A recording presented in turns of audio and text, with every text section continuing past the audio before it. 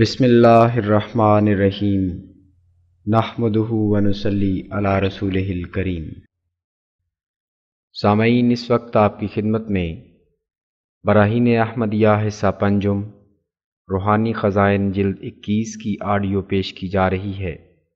حضرت مسیح موعود علیہ السلام نے اپنے دعویٰ سے قبل اسلام کی حقانیت، قرآن کریم کے من جانب اللہ ہونے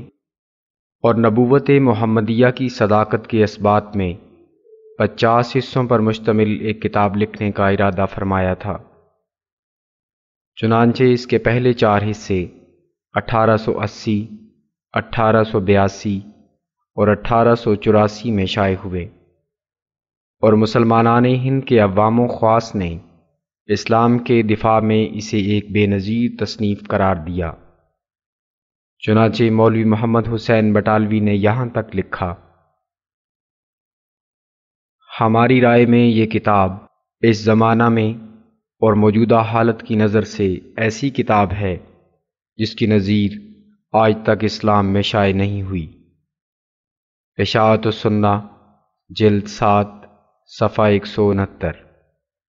حضرت مسیح موعود علیہ السلام نے اعلان فرمایا تھا کہ اگر دشمنان اسلام براہین احمدیہ میں مذکور صداقت اسلام کے دلائل کے 1/3 یا 1/4 بلکہ 1/5 کا جواب بھی دے دیں تو انہیں مبلغ 10,000 روپے انعام دیا جائے گا۔ لیکن کسی کو مقابل پر آنے کی جرت نہ ہوئی، اور اگر کوئی مقابل پر آیا بھی تو وہ حضور کی پیشگوئیوں کے مطابق اللہ تعالیٰ کی قہری تجلیوں کا نشانہ بن گیا۔ ان 4 حصوں کی اشاعت کے بعد اللہ تعالیٰ کی حکمت، مصلحت اور مشیت خاص سے اس کتاب کے بقیہ حصوں کی اشاعت لمبے عرصہ تک ملتوی رہی۔ البتہ اسلام کی صداقت اور نبوت محمدیہ کی حقانیت پر حضور کی 80 کے قریب تصانیف منظر عام پر آئیں۔ آخر 1905 میں حضرت مسیح موعود علیہ السلام نے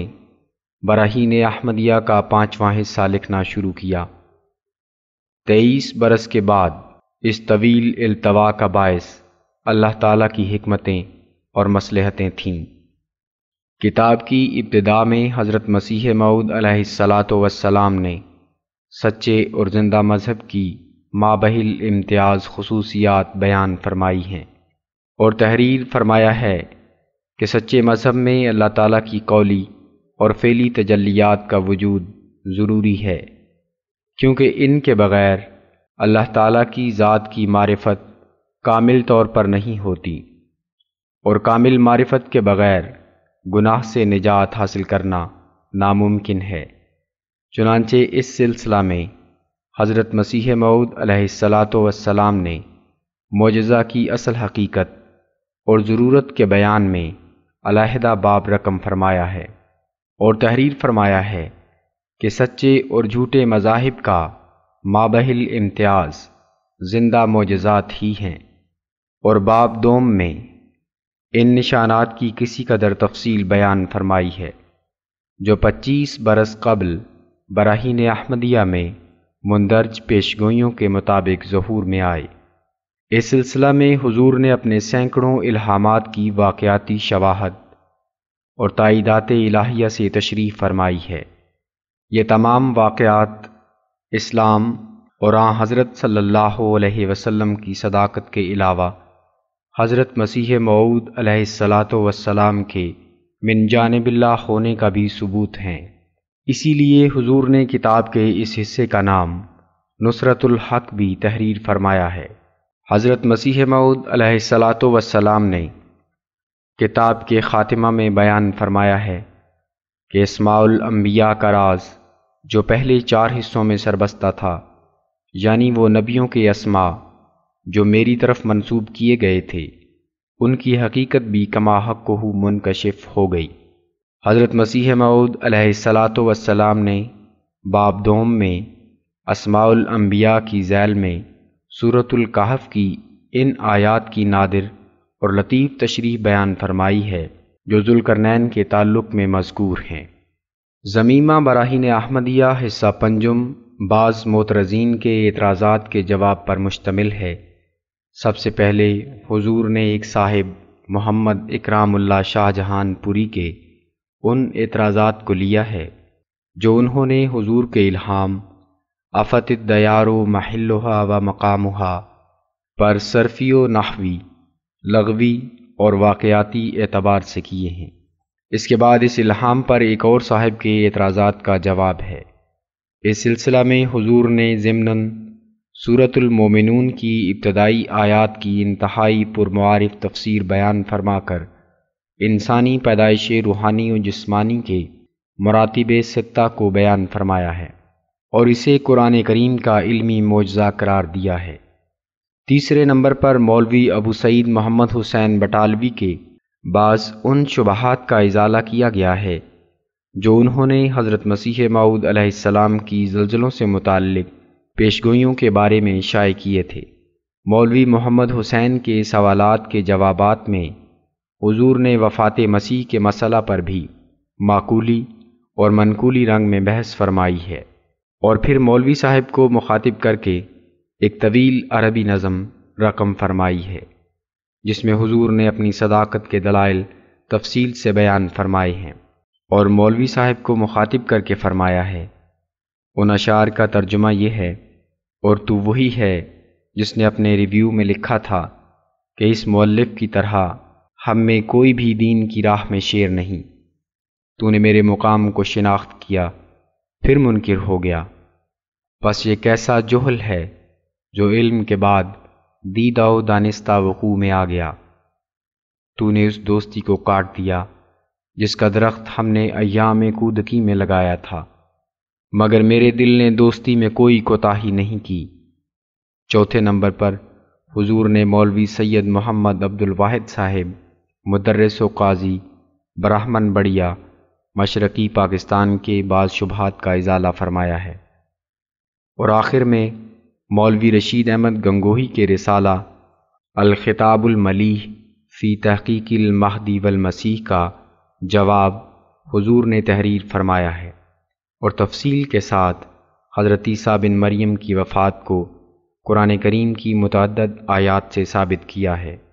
سامعین، اس کے بعد خاتمہ ہے۔ ضمیمہ کے بعد اس خاتمہ کی ابتدا ہے جو حضور علیہ السلام تحریر فرمانے کا ارادہ رکھتے تھے۔ کتاب کے آخر میں یادداشتوں کے مطالعہ سے اجمالی رنگ میں اس مضمون کی ایک جھلک نظر آتی ہے۔ حضور نے بیان فرمایا ہے کہ وہ خاتمہ کو مندرجہ ذیل 4 حصوں میں تقسیم فرمانا چاہتے ہیں۔ فصل اول اسلام کی حقیقت کے بیان میں، فصل دوم قرآن شریف کی اعلیٰ اور کامل تعلیم کے بیان میں، فصل سوم ان نشانوں کے بیان میں جن کے ظہور کا براہین احمدیہ میں وعدہ تھا اور خدا نے میرے ہاتھ پر وہ ظاہر فرمائے، فصل چہارم ان الہامات کی تشریح میں جن میں میرا نام عیسیٰ رکھا گیا ہے یا دوسرے نبیوں کے نام سے مجھے موسوم کیا ہے، یا ایسا ہی اور بعض الہامی فکرے جو تشریح کے لائق ہیں۔ سامعین، کتاب کے آخر میں وہ متفرق یادداشتیں بھی ہیں جو حضرت اقدس علیہ السلام نے اس مضمون کے متعلق لکھی تھیں اور آپ کے مسودات سے دستیاب ہوئیں۔ یہ یادداشتیں اگرچہ محض اشارات ہیں، تاہم ان کا مطالعہ بھی خالی از فائدہ نہیں۔ سامعین، اس کتاب کا اردو متن آپ سماعت فرمائیں گے مکرم نفیس احمد عتیق صاحب کی آواز میں، اور اس کا عربی حصہ یا عربی عبارات و اشعار آپ سماعت فرمائیں گے مکرم نوید احمد سعید صاحب کی آواز میں، اور اس کے فارسی اشعار آپ سماعت فرمائیں گے مکرم محمود احمد طلحہ صاحب کی آواز میں۔ آئیے سماعت فرمائیں براہین احمدیہ حصہ پنجم، روحانی خزائن، جلد 21۔ ٹائٹل: براہین احمدیہ حصہ پنجم۔ جاء الحق و زہق الباطل ان الباطل کان زہوقا۔ آنان که بر دعاوی ما حمله ها کنند وز راه جهل عربده ها برملا کنند. گر یک نظر کنند در این نسخه کتاب، هست این یقین که ترک عناد و ابا کنند. باور نمی کنم که نآیند عذرخواه، و این امر دیگر است که ترک حیا کنند. براہین احمدیہ حصہ پنجم ملقب بالبراہین الاحمدیہ علی حقیت کتاب اللہ القرآن والنبوۃ المحمدیہ، مؤلفہ حضرت اقدس مرزا غلام احمد مسیح موعود علیہ السلام، انوار احمدیہ مشین پریس قادیان میں شیخ یعقوب علی تراب پروپرائٹر کے اہتمام سے چھپ کر 15 اکتوبر 1908 کو شائع ہوئی۔ بسم اللہ الرحمن الرحیم، نحمدہ ونصلی علی رسولہ الکریم۔ دیباچہ پنجم حصہ براہین احمدیہ۔ الحمدللہ کے آخر این کتابم مکمل شد و فضل آن جنابم۔ اما بعد واضح ہو کہ یہ براہین احمدیہ کا 5واں حصہ ہے کہ جو اس دیباچے کے بعد لکھا جائے گا۔ خدا تعالیٰ کی حکمت اور مصلحت سے ایسا اتفاق ہوا کہ 4 حصے اس کتاب کے چھپ کر پھر تخمیناً 23 برس تک اس کتاب کا چھپنا ملتوی رہا، اور عجیب تر یہ کہ 80 کے قریب اس مدت میں میں نے کتابیں تالیف کیں، جن میں سے بعض بڑے بڑے حجم کی تھیں، لیکن اس کتاب کی تکمیل کے لیے توجہ پیدا نہ ہوئی، اور کئی مرتبہ دل میں یہ درد پیدا بھی ہوا کہ براہین احمدیہ کے ملتوی رہنے پر ایک زمانہ دراز گزر گیا، مگر باوجود کوشش بلیغ اور باوجود اس کے کہ خریداروں کی طرف سے بھی کتاب کے مطالبے کے لیے سخت الحاح ہوا، اور اس مدت مدید اور اس قدر زمانہ التوا میں مخالفوں کی طرف سے بھی وہ اعتراض مجھ پر ہوئے کہ جو بدظنی اور بدزبانی کے گند سے حد سے زیادہ آلودہ تھے، اور باوجہ امتداد مدت در حقیقت وہ دلوں میں پیدا ہو سکتے تھے، مگر پھر بھی قضاء و قدر کے مسالے نے مجھے یہ توفیق نہ دی کہ میں اس کتاب کو پورا کر سکتا۔ اس سے ظاہر ہے کہ قضاء و قدر در حقیقت ایک ایسی چیز ہے جس کے احاطہ سے باہر نکل جانا انسان کے اختیار میں نہیں ہے۔ مجھے اس بات پر افسوس ہے، بلکہ اس بات کے تصور سے دل درد مند ہو جاتا ہے کہ بہت سے لوگ جو اس کتاب کے خریدار تھے، اس کتاب کی تکمیل سے پہلے ہی دنیا سے گزر گئے، مگر جیسا کہ میں لکھ چکا ہوں، انسان تقدیر الہی کے ماتحت ہے۔ اگر خدا کا ارادہ انسان کے ارادے کے مطابق نہ ہو تو انسان 1000 جد و جہد کرے اپنے ارادے کو پورا نہیں کر سکتا، لیکن جب خدا کے ارادے کا وقت آ جاتا ہے تو وہی امور جو بہت مشکل نظر آتے تھے نہایت آسانی سے میسر آ جاتے ہیں۔ اس جگہ طبعاً یہ سوال پیدا ہوتا ہے کہ چونکہ خدا تعالیٰ کے تمام کاموں میں حکمت اور مصلحت ہوتی ہے، تو اس عظیم الشان دینی خدمت کی کتاب میں، جس میں اسلام کے تمام مخالفوں کا رد مقصود تھا، کیا حکمت تھی کہ وہ کتاب تخمیناً 23 برس تک مکمل ہونے سے معرض التوا میں رہی؟ اس کا جواب خدا ہی بہتر جانتا ہے۔ کوئی انسان اس کے تمام بھیدوں پر محیط نہیں ہو سکتا، مگر جہاں تک میرا خیال ہے وہ یہ ہے کہ براہین احمدیہ کے ہر 4 حصے کے جو شائع ہو چکے تھے وہ ایسے امور پر مشتمل تھے کہ جب تک وہ امور ظہور میں نہ آ جاتے تب تک براہین احمدیہ کے ہر 4 حصے کے دلائل مخفی اور مستور رہتے، اور ضرور تھا کہ براہین احمدیہ کا لکھنا اس وقت تک ملتوی رہے جب تک کہ امتداد زمانہ سے وہ سربستہ امور کھل جائیں اور جو دلائل ان حصوں میں درج ہیں وہ ظاہر ہو جائیں، کیونکہ براہین احمدیہ کے ہر 4 حصوں میں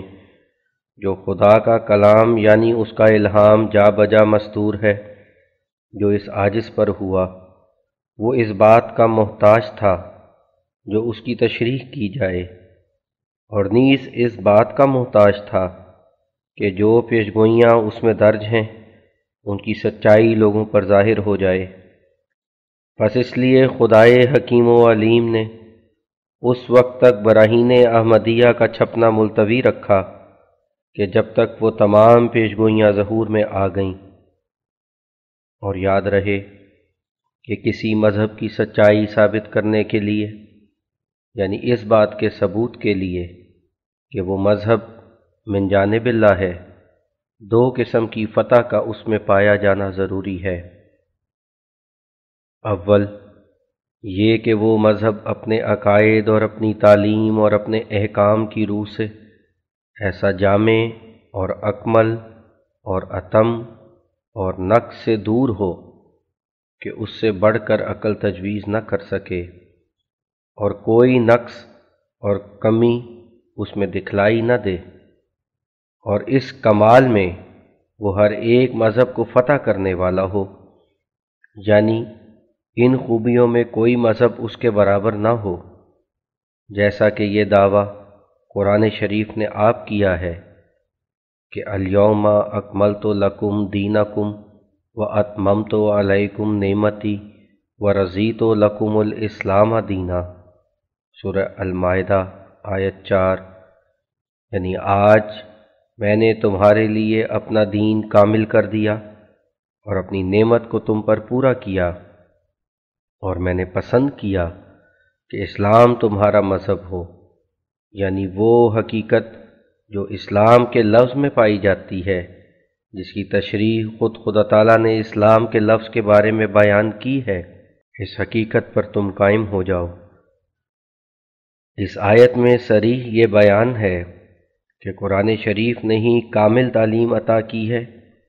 اور قرآن شریف کا ہی ایسا زمانہ تھا جس میں کامل تعلیم عطا کی جاتی۔ بس یہ دعویٰ کامل تعلیم کا جو قرآن شریف نے کیا، یہ اسی کا حق تھا، اس کے سوا کسی آسمانی کتاب نے ایسا دعویٰ نہیں کیا، جیسا کہ دیکھنے والوں پر ظاہر ہے کہ توریت اور انجیل دونوں اس دعوے سے دستبردار ہیں، کیونکہ توریت میں خدا تعالیٰ کا یہ قول موجود ہے کہ میں تمہارے بھائیوں میں سے ایک نبی قائم کروں گا اور اپنا کلام اس کے منہ میں ڈالوں گا، اور جو شخص اس کے کلام کو نہ سنے گا میں اس سے مطالبہ کروں گا۔ بس صاف ظاہر ہے کہ اگر آئندہ زمانے کی ضرورتوں کی روح سے توریت کا سننا کافی ہوتا تو کچھ ضرورت نہ تھی کہ کوئی اور نبی آتا، اور مواخذہ الہیہ سے مخلصی پانا اس کلام کے سننے پر موقوف ہوتا جو اس پر نازل ہوتا۔ ایسا ہی انجیل نے کسی مقام میں دعویٰ نہیں کیا کہ انجیل کی تعلیم کامل اور جامع ہے، بلکہ صاف اور کھلا کھلا اقرار کیا ہے کہ اور بہت سی باتیں قابل بیان تھیں مگر تم برداشت نہیں کر سکتے، لیکن جب فارکلیت آئے گا تو وہ سب کچھ بیان کرے گا۔ اب دیکھنا چاہیے کہ حضرت موسیٰ نے اپنی توریت کو ناقص تسلیم کر کے آنے والے نبی کی تعلیم کی طرف توجہ دلائی، ایسا ہی حضرت عیسیٰ نے بھی اپنی تعلیم کا نامکمل ہونا قبول کر کے یہ عذر پیش کر دیا کہ ابھی کامل تعلیم بیان کرنے کا وقت نہیں ہے، لیکن جب فارکلیت آئے گا تو وہ کامل تعلیم بیان کر دے گا۔ مگر قرآن شریف نے توریت اور انجیل کی طرح کسی دوسرے کا حوالہ نہیں دیا، بلکہ اپنی کامل تعلیم کا تمام دنیا میں اعلان کر دیا اور فرمایا کہ الیوم اکملت لکم دینکم واتممت علیکم نعمتی ورضیت لکم الاسلام دینا، سورہ المائدہ آیت 4۔ اس سے ظاہر ہے کہ کامل تعلیم کا دعویٰ کرنے والا صرف قرآن شریف ہی ہے، اور ہم اپنے موقع پر بیان کریں گے کہ جیسا کہ قرآن شریف نے دعویٰ کیا ہے ویسا ہی اس نے اس دعویٰ کو پورا کر کے دکھلا بھی دیا ہے، اور اس نے ایک ایسی کامل تعلیم پیش کی ہے جس کو نہ توریت پیش کر سکی اور نہ انجیل بیان کر سکی۔ بس اسلام کی سچائی ثابت کرنے کے لیے یہ ایک بڑی دلیل ہے کہ وہ تعلیم کی روح سے ہر ایک مذہب کو فتح کرنے والا ہے، اور کامل تعلیم کے لحاظ سے کوئی مذہب اس کا مقابلہ نہیں کر سکتا۔ دوم، پھر دوسری قسم فتح کی جو اسلام میں پائی جاتی ہے، جس میں کوئی مذہب اس کا شریک نہیں، اور جو اس کی سچائی پر کامل طور پر مہر لگاتی ہے، اس کی زندہ برکات اور معجزات ہیں جن سے دوسرے مذاہب بکلی محروم ہیں۔ یہ ایسے کامل نشان ہیں کہ ان کے ذریعے سے نہ صرف اسلام دوسرے مذاہب پر فتح پاتا ہے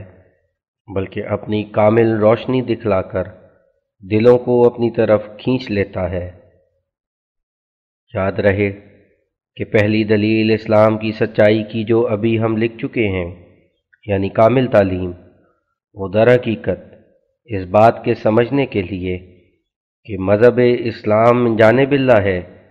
ایک کھلی کھلی دلیل نہیں ہے،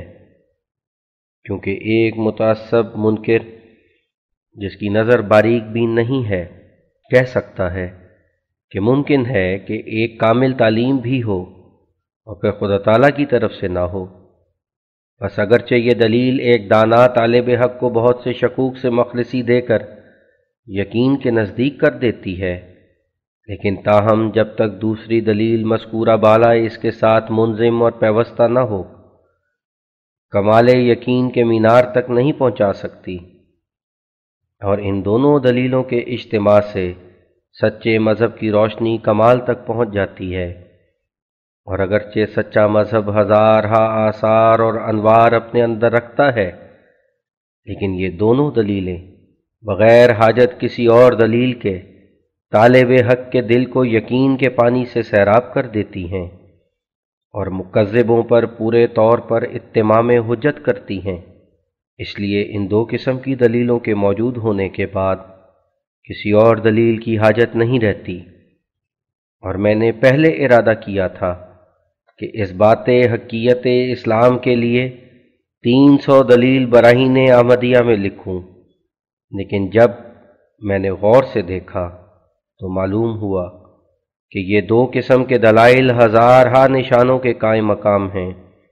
بس خدا نے میرے دل کو اس ارادے سے پھیر دیا اور مذکورہ بالا دلائل کے لکھنے کے لیے مجھے شرح صدر عنایت کیا۔ اگر میں کتاب براہین احمدیہ کے پورا کرنے میں جلدی کرتا تو ممکن نہ تھا کہ اس طریق سے اسلام کی حقانیت لوگوں پر ظاہر کر سکتا، کیونکہ براہین احمدیہ کے پہلے حصوں میں بہت سی پیش گوئیاں ہیں جو اسلام کی سچائی پر قوی دلیل ہیں، مگر ابھی وہ وقت نہیں آیا تھا کہ خدا تعالیٰ کے وہ موعودہ نشان کھلے کھلے طور پر دنیا پر ظاہر ہوتے۔ ہر ایک دانش مند سمجھ سکتا ہے کہ معجزات اور نشانوں کا لکھنا انسان کے اختیار میں نہیں، اور دراصل یہی ایک بڑا ذریعہ سچے مذہب کی شناخت کا ہے کہ اس میں برکات اور معجزات پائے جائیں، کیونکہ جیسا کہ ابھی میں نے بیان کیا ہے، صرف کامل تعلیم کا ہونا سچے مذہب کے لیے پوری اور کھلی کھلی علامت نہیں ہے جو تسلی کے انتہائی درجے تک پہنچا سکے۔ سو میں انشاءاللہ تعالی یہی دونوں قسم کے دلائل اس کتاب میں لکھ کر اس کتاب کو پورا کروں گا۔ اگرچہ براہین احمدیہ کے گزشتہ حصوں میں نشانوں کے ظہور کا وعدہ دیا گیا تھا، مگر میرے اختیار میں نہ تھا کہ کوئی نشان اپنی طاقت سے ظاہر کر سکتا، اور کئی باتیں پہلے حصوں میں تھیں جن کی تشریح میری طاقت سے باہر تھی، لیکن جب 23 برس کے بعد وہ وقت آ گیا تو تمام سامان خدا تعالیٰ کی طرف سے میسر آ گئے، اور موافق اس وعدے کے جو براہین احمدیہ کے پہلے حصوں میں درج تھا، قرآن شریف کے معارف اور حقائق میرے پر کھولے گئے، جیسا کہ اللہ تعالیٰ نے فرمایا الرحمن علم القرآن، سورہ رحمان آیت 2-3۔ ایسا ہی بڑے بڑے نشان ظاہر کیے گئے۔ جو لوگ سچے دل سے خدا کے طالب ہیں وہ خوب جانتے ہیں کہ خدا کی معرفت خدا کے ذریعے سے ہی میسر آ سکتی ہے، اور خدا کو خدا کے ساتھ ہی شناخت کر سکتے ہیں، اور خدا اپنی حجت آپ ہی پوری کر سکتا ہے، انسان کے اختیار میں نہیں، اور انسان کبھی کسی ہیلے سے گناہ سے بیزار ہو کر اس کا قرب حاصل نہیں کر سکتا جب تک کہ معرفت کاملہ حاصل نہ ہو۔ اور اس جگہ کوئی کفارہ مفید نہیں اور کوئی طریق ایسا نہیں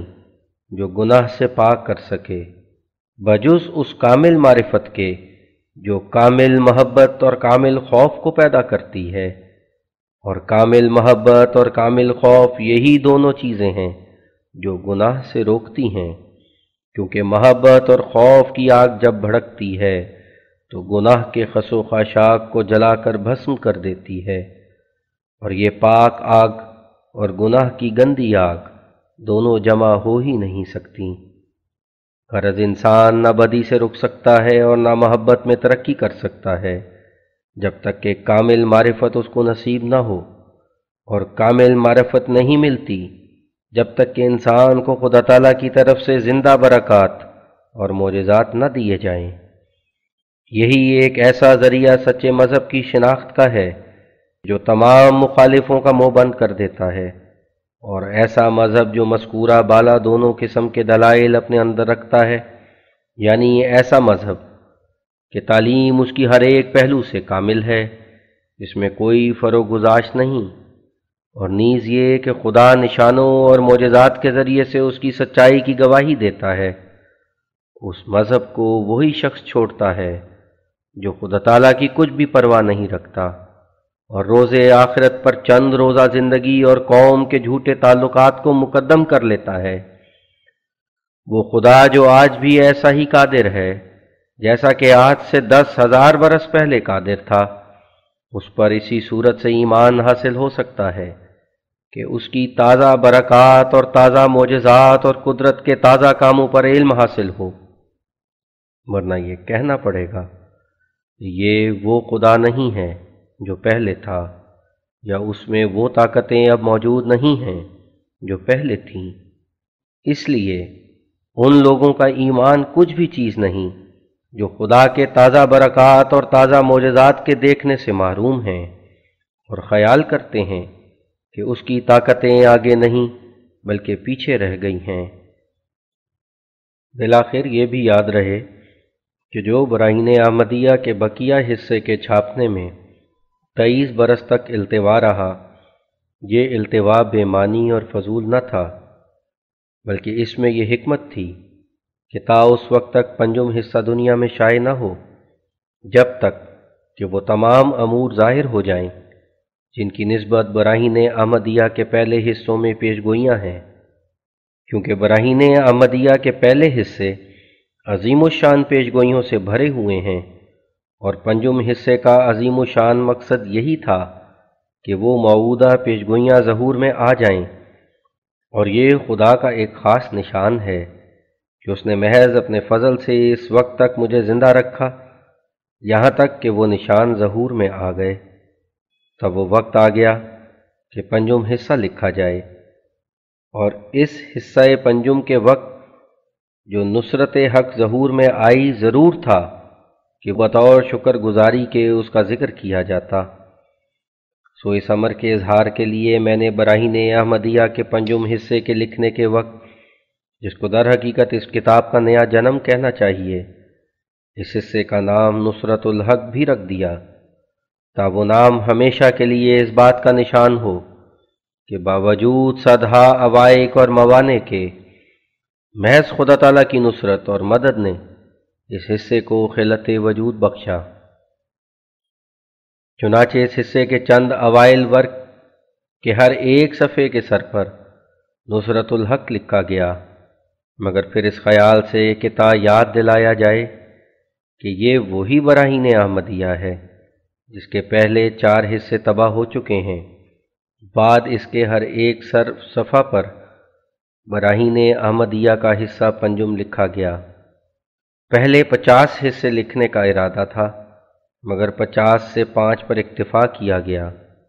اور چونکہ 50 اور 5 کے عدد میں صرف ایک نقطے کا فرق ہے، اس لیے 5 حصوں سے وہ وعدہ پورا ہو گیا۔ دوسرا سبب اس التوا کا جو 23 برس تک حصہ پنجم لکھا نہ گیا یہ تھا کہ خدا تعالیٰ کو منظور تھا کہ ان لوگوں کے دلی خیالات ظاہر کرے جن کے دل مرض بدگمانی میں مبتلا تھے، اور ایسا ہی ظہور میں آیا، کیونکہ اس قدر دیر کے بعد خام طبع لوگ بدگمانی میں بڑھ گئے، یہاں تک کہ بعض ناپاک فطرت گالیوں پر اتر آئے، اور 4 حصے اس کتاب کے جو تباہ ہو چکے تھے، کچھ تو مختلف قیمتوں پر فروخت کیے گئے تھے اور کچھ مفت تقسیم کیے گئے تھے۔ بس جن لوگوں نے قیمتیں دی تھیں اکثر نے گالیاں بھی دیں اور اپنی قیمت بھی واپس لی۔ اگر وہ اپنی جلد بازی سے ایسا نہ کرتے تو ان کے لیے اچھا ہوتا، لیکن اس قدر دیر سے ان کی فطرتی حالت آزمائی گئی۔ اس دیر کا ایک یہ بھی سبب تھا کہ تا خدا تعالیٰ اپنے بندوں پر ظاہر کرے کہ یہ کاروبار اس کی مرضی کے مطابق ہے، اور یہ تمام الہام جو براہین احمدیہ کے حصص سابقہ میں لکھے گئے ہیں یہ اسی کی طرف سے ہیں، نہ انسان کی طرف سے، کیونکہ اگر یہ کتاب خدا تعالیٰ کی مرضی کے مطابق نہ ہوتی اور یہ تمام الہام اس کی طرف سے نہ ہوتے تو یہ امر خدائے عادل اور قدوس کی عادت کے برخلاف تھا کہ جو شخص اس کے نزدیک مفتری ہے اور اس نے یہ گناہ کیا ہے کہ اپنی طرف سے باتیں بنا کر اس کا نام وحی اللہ اور خدا کا الہام رکھا ہے، اس کو 23 برس تک مہلت دے تا وہ اپنی کتاب براہین احمدیہ کے باقی ماندہ حصے کو جہاں تک ارادہ الہیہ ہو، اور نہ صرف اسی قدر بلکہ خدا اس پر یہ بھی احسان کرے کہ جو باتیں اس تکمیل کے لیے انسانی اختیار سے باہر تھیں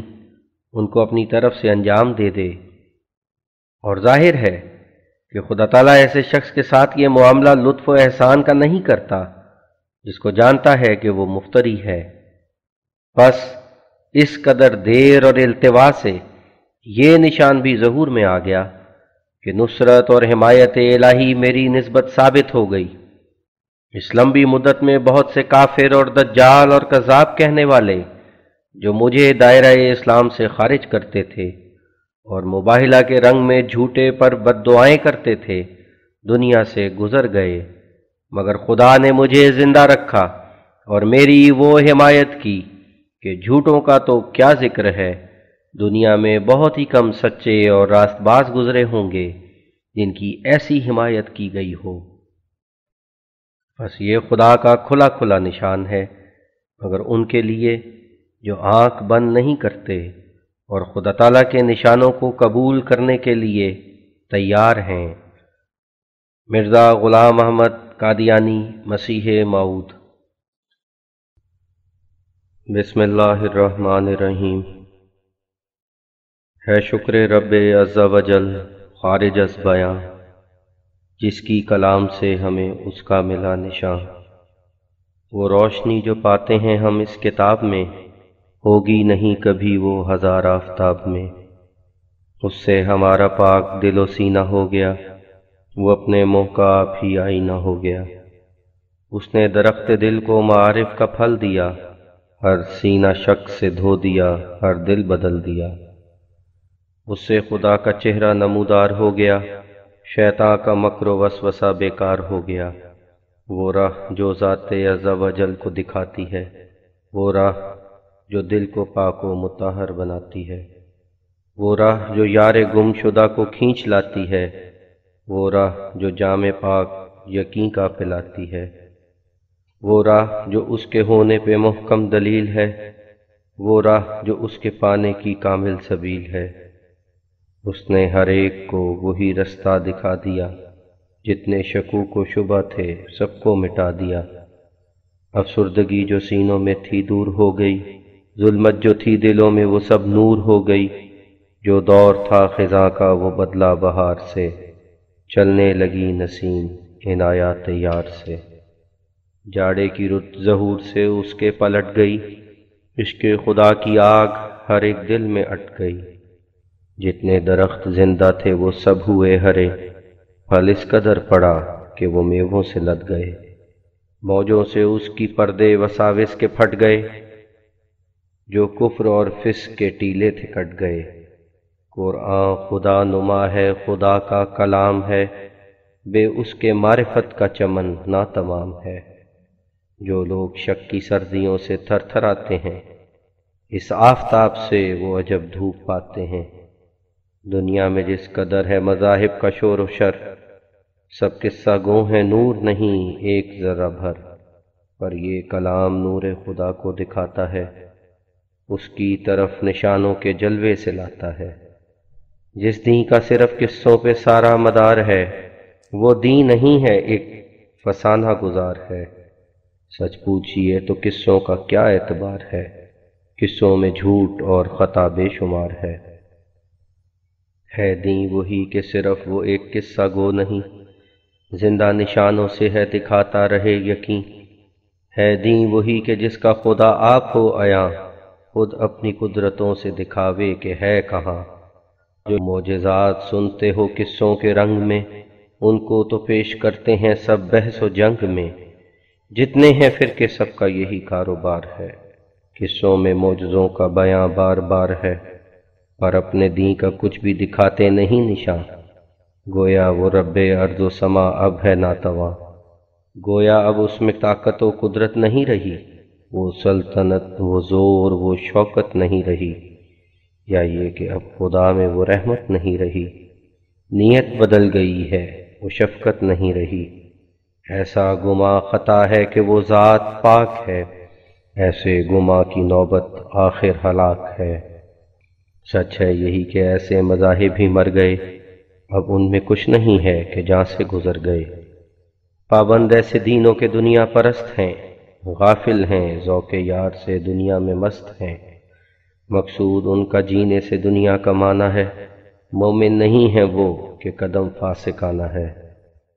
تم دیکھتے ہو کیسے دلوں پر ہیں ان کے زنگ، دنیا ہی ہو گئی ہے غرض دین سے آئے ننگ۔ وہ دین ہی چیز کیا ہے کہ جو رہنما نہیں، ایسا خدا ہے اس کا کہ گویا خدا نہیں۔ پھر اس سے سچی راہ کی عظمت ہی کیا رہی، اور خاص وجہ صفوت ملت ہی کیا رہی۔ نور خدا کی اس میں علامت ہی کیا رہی، توحید خشک رہ گئی نعمت ہی کیا رہی۔ لوگو سنو کہ زندہ خدا وہ خدا نہیں، جس میں ہمیشہ عادت قدرت نما نہیں۔ مردہ پرست ہیں وہ جو قصہ پرست ہیں، بس اس لیے وہ مورد ذل و شکست ہیں۔ بن دیکھے دل کو دوستو پڑتی نہیں ہے کل، قصوں سے کیسے پاک ہو یہ نفس پرخلل۔ کچھ کم نہیں یہودیوں میں یہ کہانیاں، پر دیکھو کیسے ہو گئے شیطان سے ہم انا۔ ہر دم نشان تازہ کا محتاج ہے بشر، قصوں کے معجزات کا ہوتا ہے کب اثر۔ کیوں کر ملے فسانوں سے وہ دل برے ازل، گر ایک نشاں ہو ملتا ہے سب زندگی کا پھل۔ قصوں کا یہ اثر ہے کہ دل پر فساد ہے، ایمان زباں پہ سینے میں حق سے عناد ہے۔ دنیا کی ہرس و آز میں یہ دل ہیں مر گئے، غفلت میں ساری عمر بسر اپنی کر گئے۔ اے سونے والو جاگو کہ وقت بہار ہے، اب دیکھو آ کے در پہ ہمارے وہ یار ہے۔ کیا زندگی کا ذوق اگر وہ نہیں ملا، لعنت ہے ایسے جینے پہ گر اس سے ہیں جدا۔ اس رخ کو دیکھنا ہی تو ہے اصل مدعا، جنت بھی ہے یہی کہ ملے یار آشنا۔ اے حب جاہ والو یہ رہنے کی جا نہیں، اس میں تو پہلے لوگوں سے کوئی رہا نہیں۔ دیکھو تو جا کے ان کے مقابر کو ایک نظر، سوچو کہ اب سلف ہیں تمہارے گئے کدھر۔ ایک دن وہی مقام تمہارا مقام ہے، ایک دن یہ صبح زندگی کی تم پہ شام ہے۔ ایک دن تمہارا لوگ جنازہ اٹھائیں گے، پھر دفن کر کے گھر میں تعصب سے آئیں گے۔ اے لوگو، عیش دنیا کو ہرگز وفا نہیں، کیا تم کو خوف مرگ و خیال فنا نہیں؟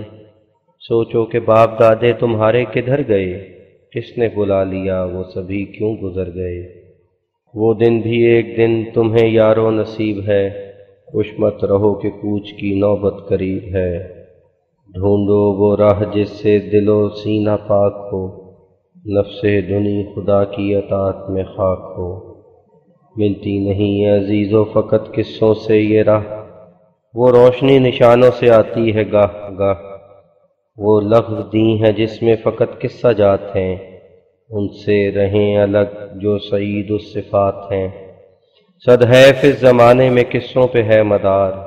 قصوں پہ سارا دین کی سچائی کا انحصار۔ پر نقد معجزات کا کچھ بھی نشان نہیں، بس یہ خدائے قصہ خدائے جہاں نہیں۔ دنیا کو ایسے قصوں نے یکسر تباہ کیا، مشرک بنا کے کفر دیا روسیہ کیا۔ جس کو تلاش ہے کہ ملے اس کو کردگار، اس کے لیے حرام جو قصوں پہ ہو نثار۔ اس کا تو فرض ہے کہ وہ ڈھونڈے خدا کا نور، تا ہو بے شک و شبہ سبھی اس کے دل سے دور۔ تا اس کے دل پہ نور یقین کا نزول ہو، تا وہ جناب عز و جل میں قبول ہو۔ قصوں سے پاک ہونا کبھی کیا مجال ہے، سچ جانو یہ طریق سراسر محال ہے۔ قصوں سے کب نجات ملے ہے گناہ سے، ممکن نہیں وصال خدا ایسی راہ سے۔ مردہ سے کب امید کہ وہ زندہ کر سکے، اس سے تو خود محال کہ راہ بھی گزر سکے۔ وہ راہ جو ذات عز و جل کو دکھاتی ہے، وہ راہ جو دل کو پاک و مطہر بناتی ہے، وہ راہ جو یار گم شدہ کو ڈھونڈ لاتی ہے، وہ راہ جو جام پاک یقین کا پلاتی ہے۔ وہ تازہ قدرتیں جو خدا پر دلیل ہیں، وہ زندہ طاقتیں جو یقین کی سبیل ہیں۔ ظاہر ہے یہ کہ قصوں میں ان کا اثر نہیں، افسانہ گو کو راہ خدا کی خبر نہیں۔ اس بے نشاں کی چہرہ نمائی نشاں سے ہے، سچ ہے کہ سب ثبوت خدائی نشاں سے ہے۔ کوئی بتائے ہم کو کہ غیروں میں یہ کہاں، قصوں کی چاشنی میں حلاوت کا کیا نشاں؟ یہ ایسے مذہبوں میں کہاں ہے دکھائیے، ورنہ گزاف قصوں پہ ہرگز نہ جائیے۔ جب سے کہ قصے ہو گئے مقصود راہ میں، آگے قدم ہے قوم کا ہر دم گناہ میں۔ تم دیکھتے ہو قوم میں عفت نہیں رہی، وہ صدق وہ صفا وہ طہارت نہیں رہی۔ مومن کے جو نشاں ہیں وہ حالت نہیں رہی، اس یار بے نشاں کی محبت نہیں رہی۔ ایک سیل چل رہا ہے گناہوں کا زور سے، سنتے نہیں ہیں کچھ بھی معاصی کے شور سے۔ کیوں بڑھ گئے زمین پہ برے کام اس قدر، کیوں ہو گئے عزیزو یہ سب لوگ کو رو کر؟ کیوں اب تمہارے دل میں وہ صدق و صفا نہیں؟ کیوں اس قدر ہے فسق کے خوف و حیا نہیں؟ کیوں زندگی کی چال سبھی فاسقانہ ہے؟ کچھ ایک نظر کرو کہ یہ کیسا زمانہ ہے۔ اس کا سبب یہی ہے کہ غفلت ہی چھا گئی، دنیائے دوں کی دل میں محبت سما گئی۔ تقویٰ کے جامے جتنے تھے سب چاک ہو گئے، جتنے خیال دل میں تھے ناپاک ہو گئے۔ ہر دم کے خبث و فسق سے دل پر پڑے حجاب، آنکھوں سے ان کی چھپ گیا ایمان کا آفتاب۔ جس کو خدائے عز و جل پر یقین نہیں، اس بد نصیب شخص کا کوئی بھی دین نہیں۔ پر وہ سعید جو کہ نشانوں کو پاتے ہیں، وہ اس سے مل کے دل کو اسی سے ملاتے ہیں۔ وہ اس کے ہو گئے ہیں، اسی سے وہ جیتے ہیں، ہر دم اسی کے ہاتھ سے ایک جام پیتے ہیں۔ جس میں کو پی لیا ہے وہ اس میں سے مست ہیں، سب دشمن ان کے مقابل میں پست ہیں۔ کچھ ایسے مست ہیں وہ رخ خوب یار سے، ڈرتے کبھی نہیں ہیں وہ دشمن کے وار سے۔ ان سے خدا کے کام سبھی معجزانہ ہیں، یہ اس لیے کہ عاشق یار یگانہ ہیں۔ ان کو خدا نے غیروں سے بخشی ہے امتیاز، ان کے لیے نشاں کو دکھاتا ہے کارساز۔ سب دشمنوں کے ہاتھ سے وہ تنگ آتے ہیں، جب بد شعار لوگ انہیں کچھ ستاتے ہیں۔ جب ان کے مارنے کے لیے چال چلتے ہیں، جب ان سے جنگ کرنے کو باہر نکلتے ہیں، تب وہ خدائے پاک نشاں کو دکھاتا ہے، غیروں پہ اپنا روب نشاں سے جماتا ہے، کہتا ہے یہ تو بندہ عالی جناب ہے، مجھ سے لڑو اگر تمہیں لڑنے کی تاب ہے۔ اس ذات پاک سے جو کوئی دل لگاتا ہے،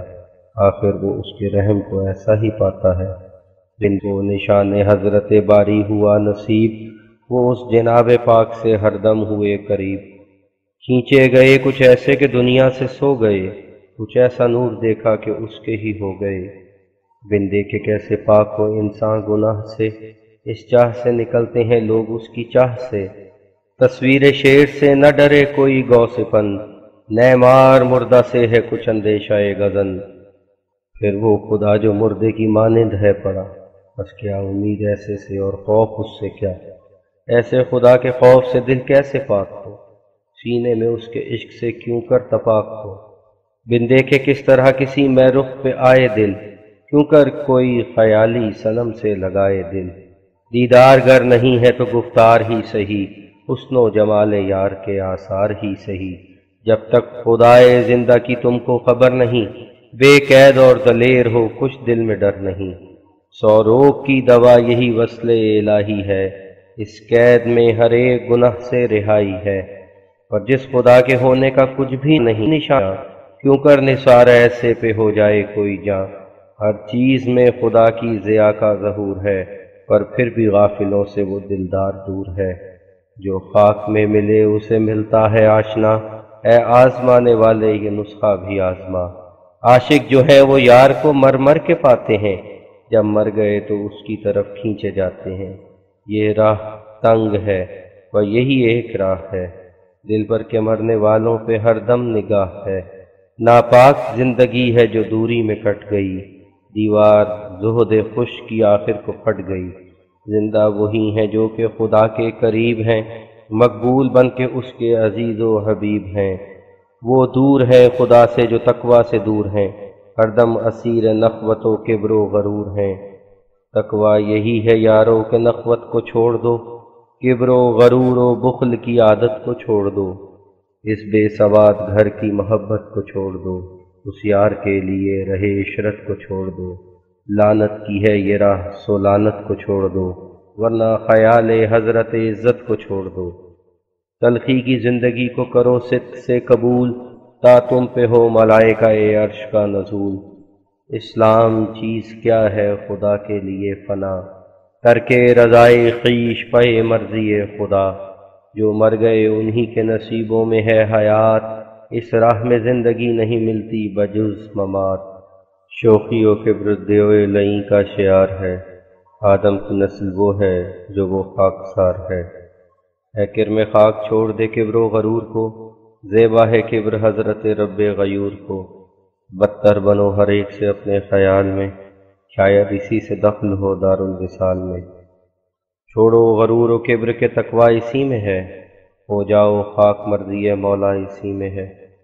تقوی کی جڑ خدا کے لیے خاک ساری ہے، عفت جو شرط دی ہیں وہ تقوی میں ساری ہے۔ جو لوگ بدگمانی کو شیوا بناتے ہیں، تقوی کی راہ سے وہ بہت دور جاتے ہیں۔ بے احتیاط ان کی زباں وار کرتی ہے، ایک دم میں اس علیم کو بیزار کرتی ہے۔ ایک بات کہہ کے اپنے عمل سارے کھوتے ہیں، پھر شوخیوں کا بیج ہر ایک وقت بوتے ہیں۔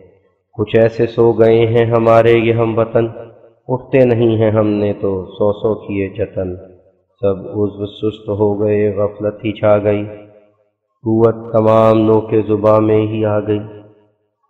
یا بد زباں دکھاتے ہیں یا ہیں وہ بدگماں، باقی خبر نہیں ہے کہ اسلام ہے کہاں۔ تم دیکھ کر بھی بد کو بچو بدگمان سے، ڈرتے رہو عقاب خدائے جہان سے۔ شاید تمہاری آنکھ ہی کر جائے کچھ خطا،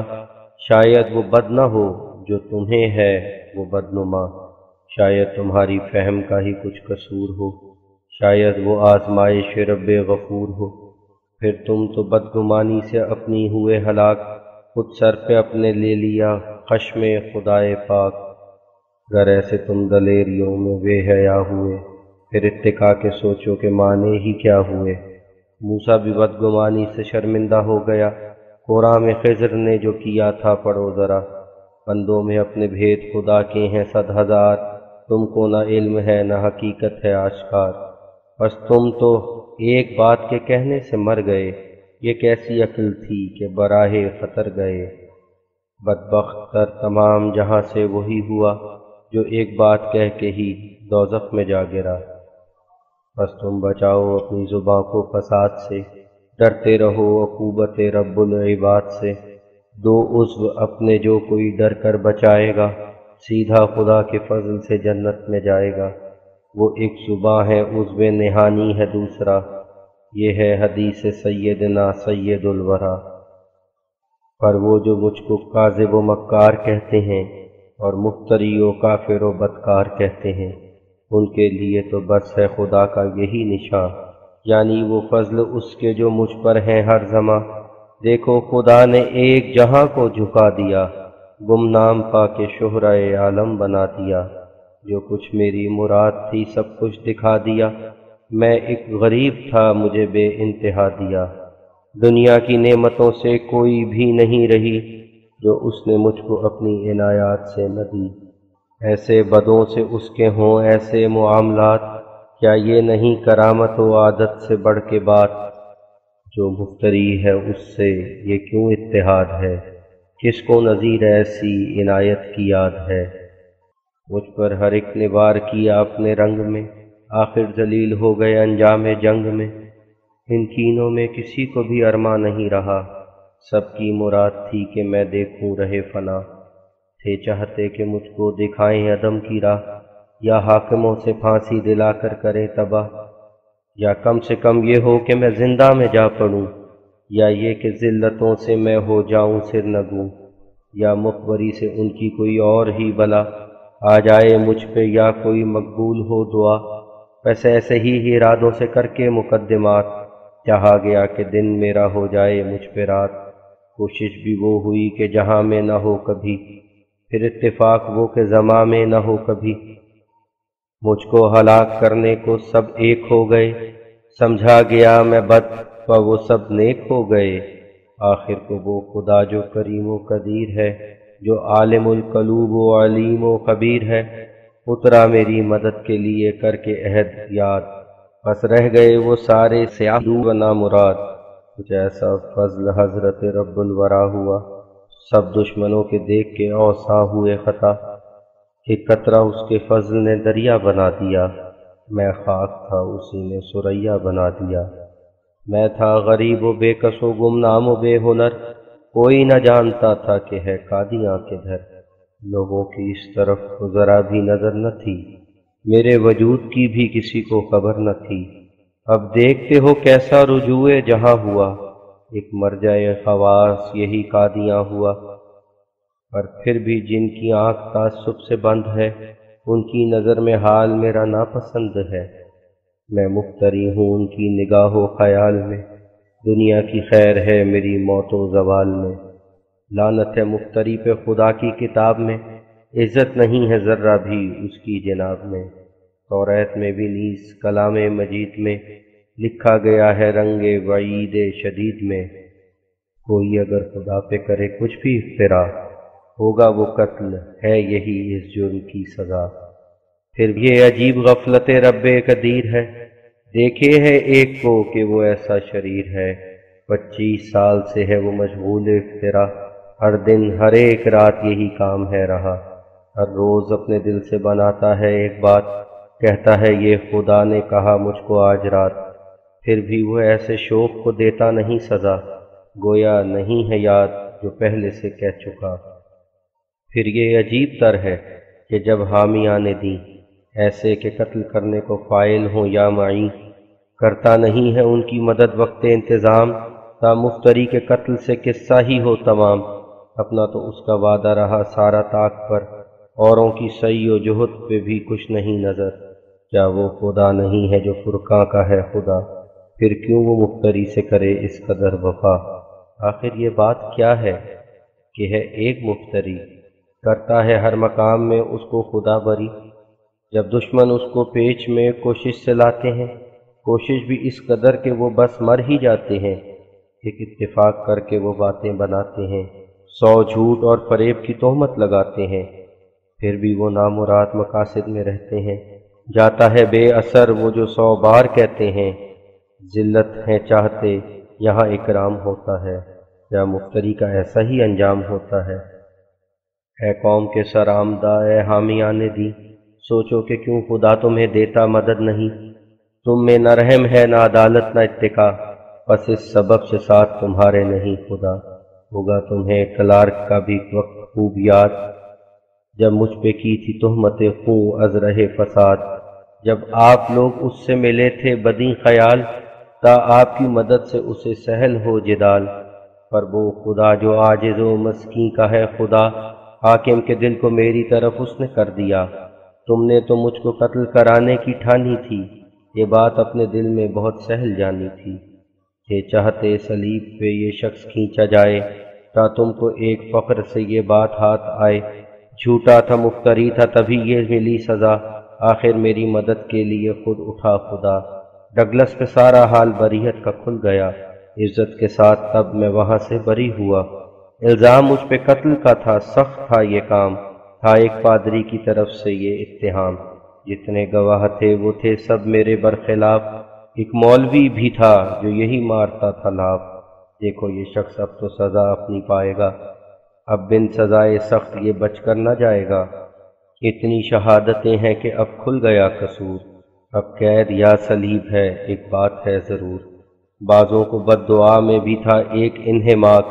اتنی دعا کہ گھس گئی سجدے میں ان کی ناک۔ القصہ جہد کی نہ رہی کچھ بھی انتہا، ایک سو تھا مگر ایک طرف سجدہ و دعا۔ آخر خدا نے دی مجھے اس آگ سے نجات، دشمن تھے جتنے ان کی طرف کی نہ التفات۔ کیسا یہ فضل اس سے نمودار ہو گیا، ایک مفتری کا وہ بھی مددگار ہو گیا۔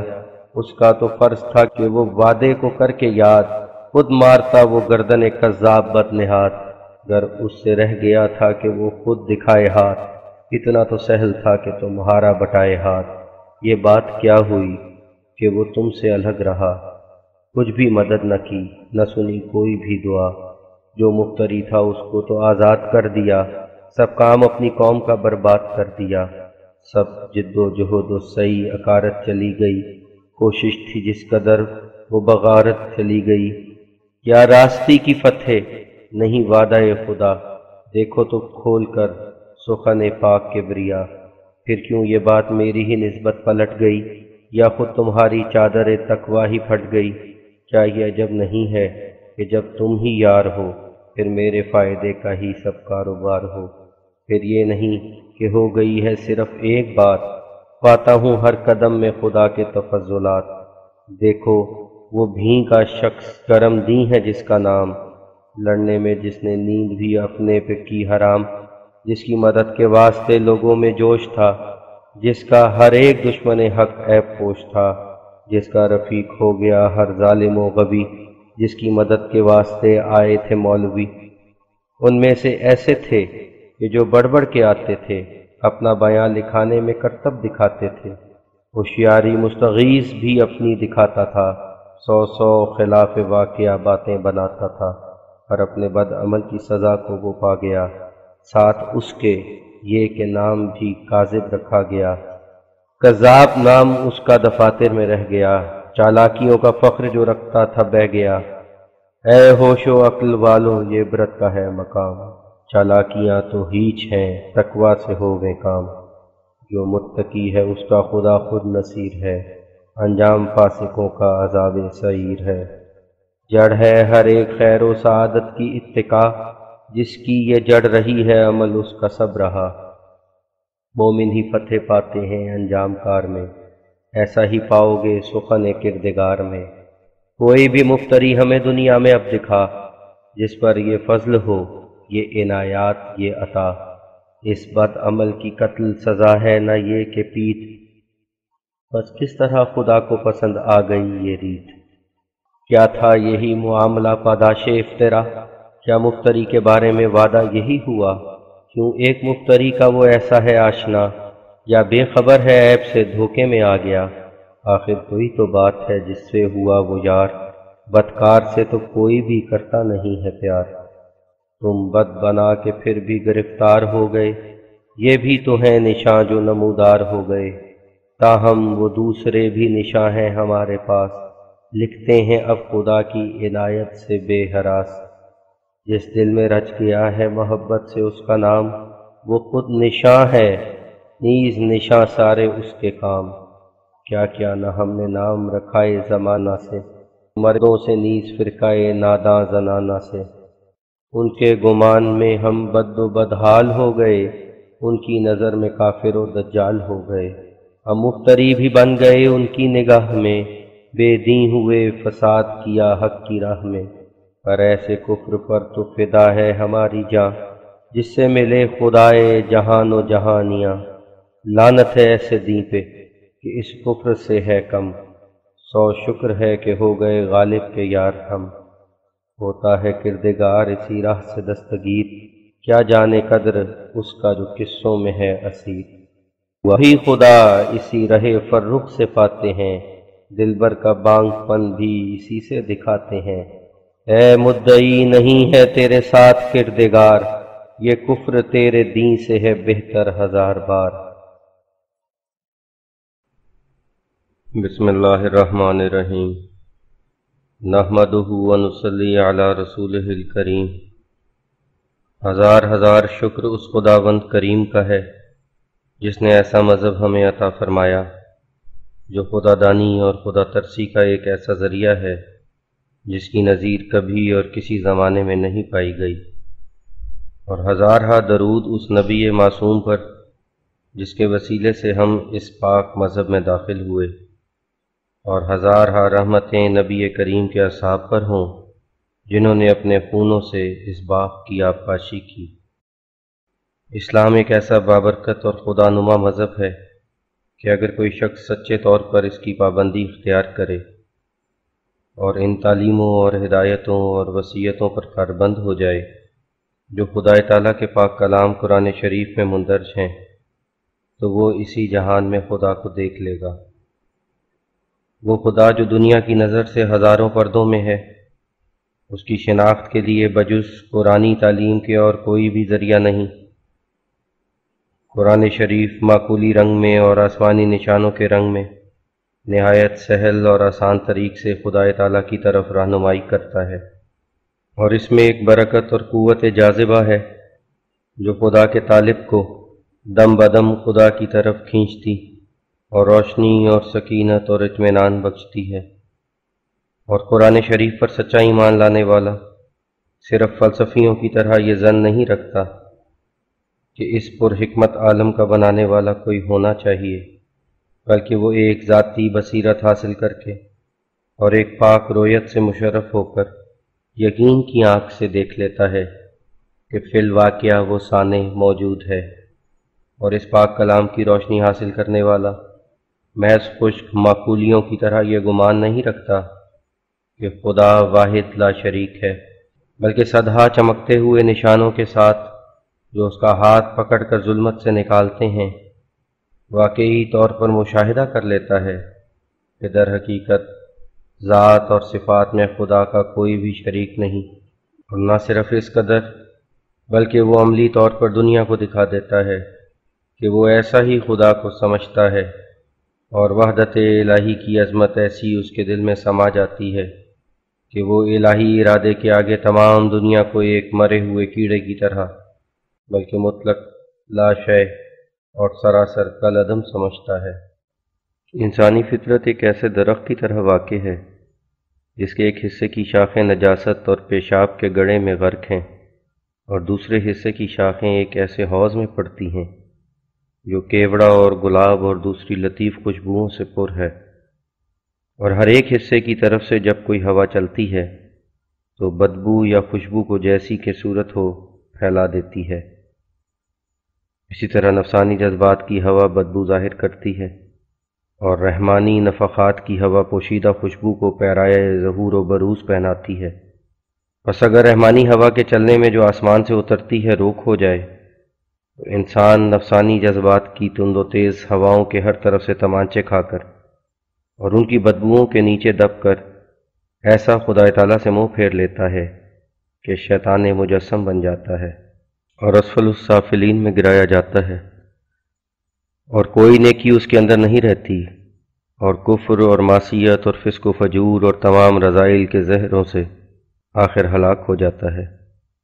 اور زندگی اس کی جہنمی ہوتی ہے، اور آخر مرنے کے بعد جہنم میں گرتا ہے۔ اور اگر خدا تعالیٰ کا فضل دستگیر ہو اور نفحات الہیہ اس کے صاف اور معطر کرنے کے لیے آسمان سے چلیں اور اس کی روح کو اپنی خاص تربیت سے دم بدم نورانیت اور تازگی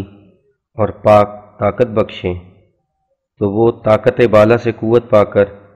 اس قدر اوپر کی طرف کھینچا جاتا ہے کہ فرشتوں کے مقام سے بھی اوپر گزر جاتا ہے۔ اس سے ثابت ہے کہ انسان میں نیچے گرنے کا بھی مادہ ہے اور اوپر اٹھائے جانے کا بھی، اور کسی نے اس بارے میں سچ کہا ہے، حضرت انسان کے حد مشترک را جامع است، می توانت شد مسیحا میں توانت خر شدن۔ لیکن اس جگہ مشکل یہ ہے کہ نیچے جانا انسان کے لیے سہل امر ہے، گویا ایک طبی امر ہے،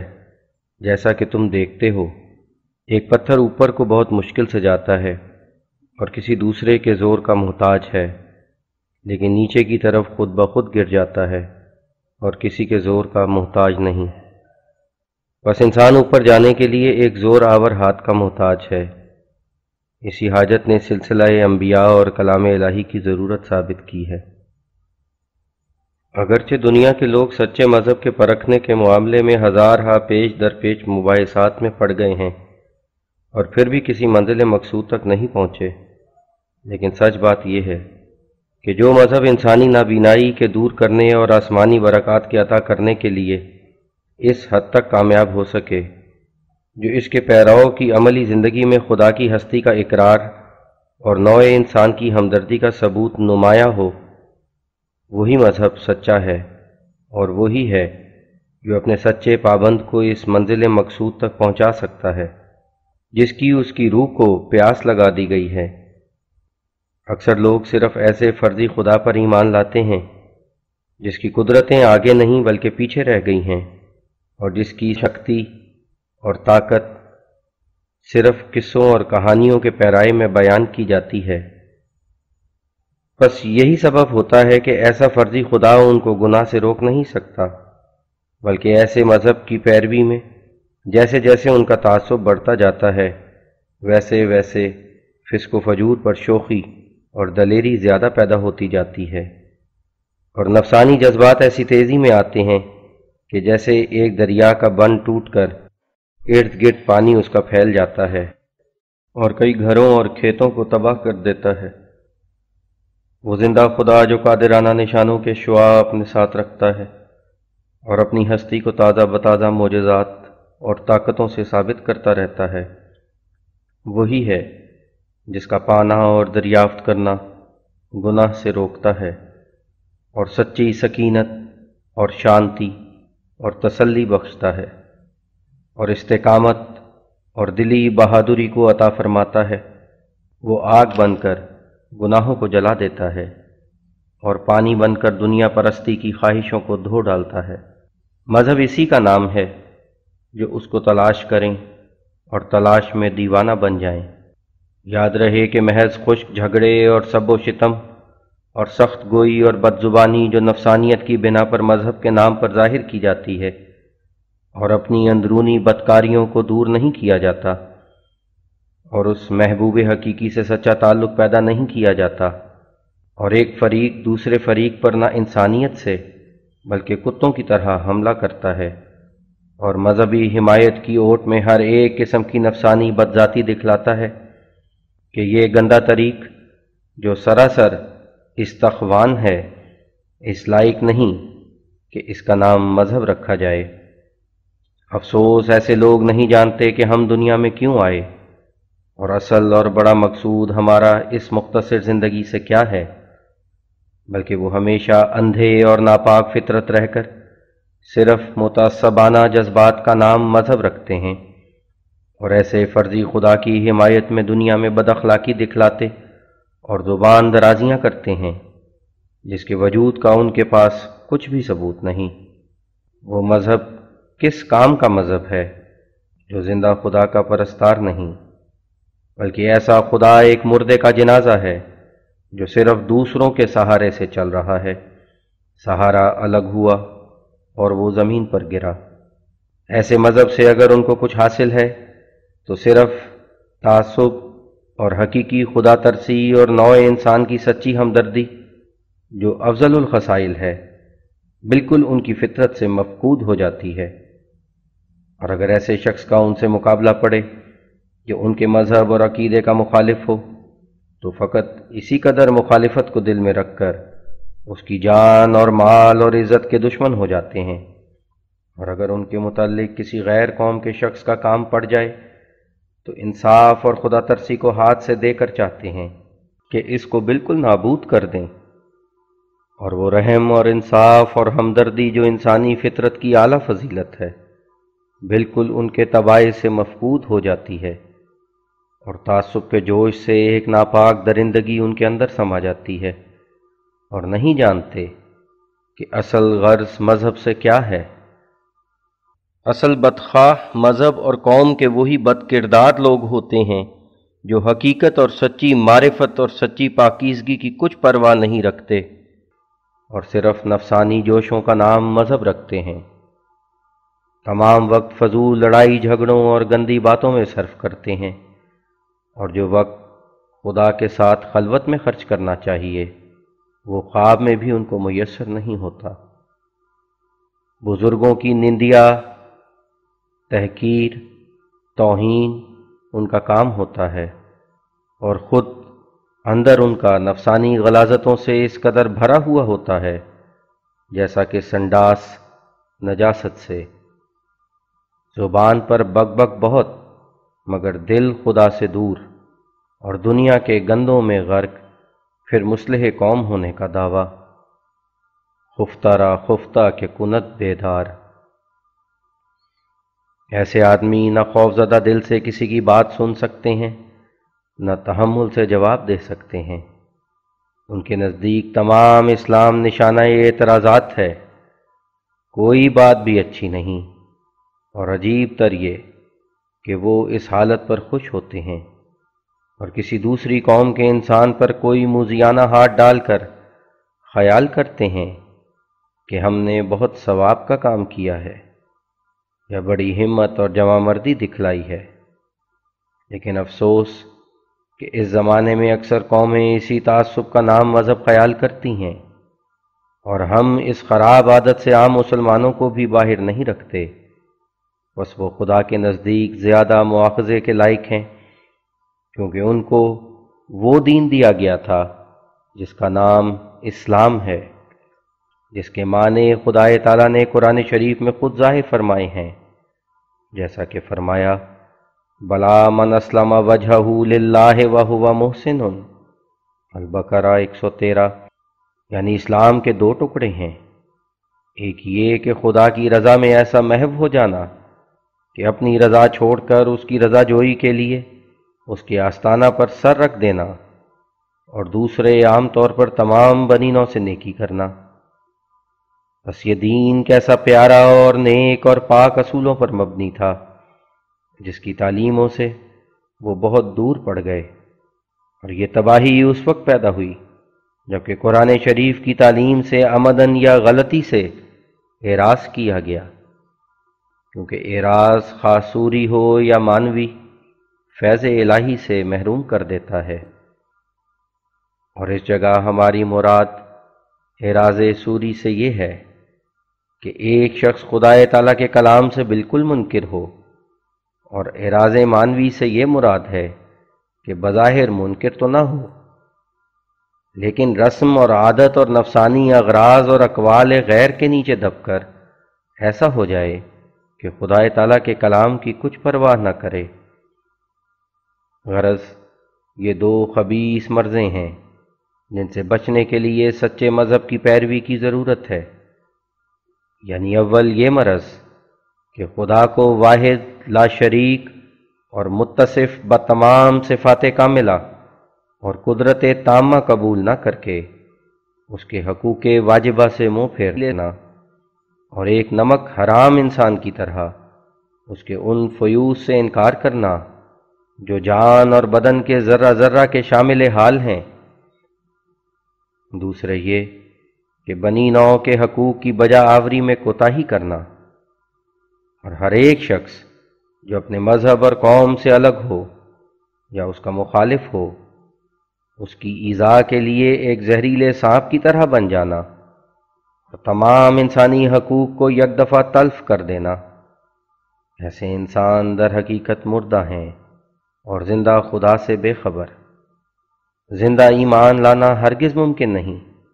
جب تک انسان زندہ خدا کی تجلیات اور آیات عظیمہ سے فیضیاب نہ ہو۔ یوں تو بجز دہریہ لوگوں کے تمام دنیا کسی نہ کسی رنگ میں خدا تعالیٰ کے وجود کی قائل ہے، مگر چونکہ وہ قائل ہونا صرف اپنا خود تراشیدہ خیال ہے اور زندہ خدا کی اپنی ذاتی تجلی سے نہیں ہے، اس لیے ایسے خیال سے زندہ ایمان حاصل نہیں ہو سکتا جب تک خدا تعالیٰ کی طرف سے ان الموجود کی آواز زوردار طاقتوں کے ساتھ معجزانہ رنگ میں اور خارق عادت کے طور پر سنائی نہ دے، اور فعلی طور پر اس کے ساتھ دوسرے زبردست نشان نہ ہوں، اس وقت تک اس زندہ خدا پر ایمان آ نہیں سکتا۔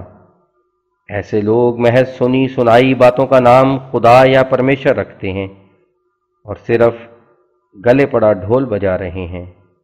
اور اپنی شناسائی کی حد سے زیادہ لاف و گزاف اپنا پیشہ بنا رکھا ہے۔ حقیقی خدادانی تمام اسی میں منحصر ہے کہ اس زندہ خدا تک رسائی ہو جائے کہ جو اپنے مقرب انسانوں سے نہایت صفائی سے ہم کلام ہوتا ہے، اور اپنی پرشوکت اور لذیذ کلام سے ان کو تسلی اور سکینت بخشتا ہے۔ اور جس طرح ایک انسان دوسرے انسان سے بولتا ہے، ایسا ہی یقینی طور پر جو بکلی شک و شبہ سے پاک ہے ان سے باتیں کرتا ہے، ان کی بات سنتا ہے اور اس کا جواب دیتا ہے، اور ان کی دعاؤں کو سن کر دعا کے قبول کرنے سے ان کو اطلاع بخشتا ہے، اور ایک طرف لذیذ اور پرشوکت قول سے اور دوسری طرف معجزانہ فعل سے اور اپنے قوی اور زبردست نشانوں سے ان پر ثابت کر دیتا ہے کہ میں ہی خدا ہوں۔ وہ اول پیشگوئی کے طور پر ان سے اپنی حمایت اور نصرت اور خاص طور کی دستگیری کے وعدے کرتا ہے، اور پھر دوسری طرف اپنے وعدوں کی عظمت بڑھانے کے لیے ایک دنیا کو ان کے مخالف کر دیتا ہے، اور وہ لوگ اپنی تمام طاقت اور تمام مکر و فریب اور ہر ایک قسم کے منصوبوں سے کوشش کرتے ہیں کہ خدا کے ان وعدوں کو ٹال دیں جو اس کے ان مقبول بندوں کی حمایت اور نصرت اور غلبہ کے بارے میں ہیں، اور خدا ان تمام کوششوں کو برباد کرتا ہے۔ وہ شرارت کی تخم ریزی کرتے ہیں اور خدا اس کی جڑ باہر پھینکتا ہے۔ وہ آگ لگاتے ہیں اور خدا اس کو بجھا دیتا ہے۔ وہ ناخنوں تک زور لگاتے ہیں، آخر خدا ان کے منصوبوں کو انہی پر الٹا کر مارتا ہے۔ خدا کے مقبول اور راست باز نہایت سیدھے اور سادہ طبع اور خدا تعالیٰ کے سامنے ان بچوں کی طرح ہوتے ہیں جو ماں کی گود میں ہوں، اور دنیا ان سے دشمنی کرتی ہے کیونکہ وہ دنیا میں سے نہیں ہوتے، اور طرح طرح کے مکر اور فریب ان کی بیخونی کے لیے کیے جاتے ہیں۔ قومیں ان کے ایذا دینے کے لیے متفق ہو جاتی ہیں، اور تمام نااہل لوگ ایک ہی کمان سے ان کی طرف تیر چلاتے ہیں، اور طرح طرح کے افتراء اور تہمتیں لگائی جاتی ہیں تاکہ کسی طرح وہ ہلاک ہو جائیں اور ان کا نشان نہ رہے، مگر آخر خدا تعالیٰ اپنی باتوں کو پوری کر کے دکھلا دیتا ہے۔ اسی طرح ان کی زندگی میں یہ معاملہ ان سے جاری رہتا ہے کہ ایک طرف وہ مکالمات صحیحہ واضحہ یقینیہ سے مشرف کیے جاتے ہیں، اور امور غیبیہ جن کا علم انسانوں کی طاقت سے باہر ہے ان پر خدائے کریم و قدیر اپنے صریح کلام کے ذریعے سے منکشف کرتا رہتا ہے، اور دوسری طرف معجزانہ افعال سے جو ان اقوال کو سچ کر کے دکھلاتے ہیں ان کے یقین کو نور علی نور کیا جاتا ہے، اور جس قدر انسان کی طبیعت تقاضا کرتی ہے کہ خدا کی یقینی شناخت کے لیے اس قدر معرفت چاہیے، وہ معرفت قولی اور فعلی تجلی سے پوری کی جاتی ہے، یہاں تک کہ ایک ذرے کے برابر بھی تاریکی درمیان میں نہیں رہتی۔ یہ خدا ہے جس کے ان قولی فعلی تجلیات کے بعد جو ہزاروں انعامات اپنے اندر رکھتی ہیں اور نہایت قوی اثر دل پر کرتی ہیں، انسان کو سچا اور زندہ ایمان نصیب ہوتا ہے، اور ایک سچا اور پاک تعلق خدا سے ہو کر نفسانی غلاظتیں دور ہو جاتی ہیں، اور تمام کمزوریاں دور ہو کر آسمانی روشنی کی تیز شعاؤں سے اندرونی تاریکی الوداع ہوتی ہے، اور ایک عجیب تبدیلی ظہور میں آتی ہے۔ بس جو مذہب اس خدا کو جس کا ان صفات سے متصف ہونا ثابت ہے پیش نہیں کرتا، اور ایمان کو صرف گزشتہ قصوں، کہانیوں اور ایسی باتوں تک محدود رکھتا ہے جو دیکھنے اور کہنے میں نہیں آئی ہیں، وہ مذہب ہرگز سچا مذہب نہیں ہے۔ اور ایسے فرضی خدا کی پیروی ایسی ہے کہ جیسے ایک مردے سے توقع رکھنا کہ وہ زندوں جیسے کام کرے گا، ایسے خدا کا ہونا نہ ہونا برابر ہے جو ہمیشہ تازہ طور پر اپنے وجود کو آپ ثابت نہیں کرتا، گویا وہ ایک بت ہے جو نہ بولتا ہے اور نہ سنتا ہے اور نہ سوال کا جواب دیتا ہے، اور نہ اپنی قادرانہ قوت کو ایسے طور پر دکھا سکتا ہے جو ایک پکا دہریہ بھی اس میں شک نہ کر سکے۔ یاد رکھنا چاہیے کہ جیسے ہمیں روشنی بخشنے کے لیے ہر روز تازہ طور پر آفتاب نکلتا ہے، اور ہم اس قدر قصے سے کچھ فائدہ نہیں اٹھا سکتے اور نہ کچھ تسلی پا سکتے ہیں کہ ہم اندھیرے میں ہوں اور روشنی کا نام و نشان نہ ہو، اور یہ کہا جائے کہ آفتاب تو ہے مگر وہ کسی پہلے زمانے میں طلوع کرتا تھا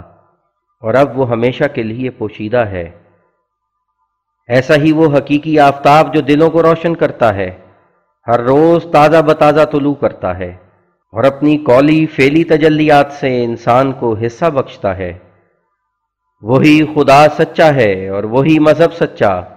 جو ایسے خدا کے وجود کی بشارت دیتا ہے اور ایسے خدا کو دکھلاتا ہے، اسی زندہ خدا سے نفس پاک ہوتا ہے۔ یہ امید مت رکھو کہ کوئی اور منصوبہ انسانی نفس کو پاک کر سکے۔ جس طرح تاریکی کو صرف روشنی ہی دور کرتی ہے، اسی طرح گناہ کی تاریکی کا علاج فقط وہ تجلیات الہیہ قولی و فعلی ہیں جو معجزانہ رنگ میں پرزور شعاؤں کے ساتھ خدا کی طرف سے کسی سعید دل پر نازل ہوتی ہیں اور اس کو دکھا دیتی ہیں کہ خدا ہے، اور تمام شکوک کی غلاظت کو دور کر دیتی ہیں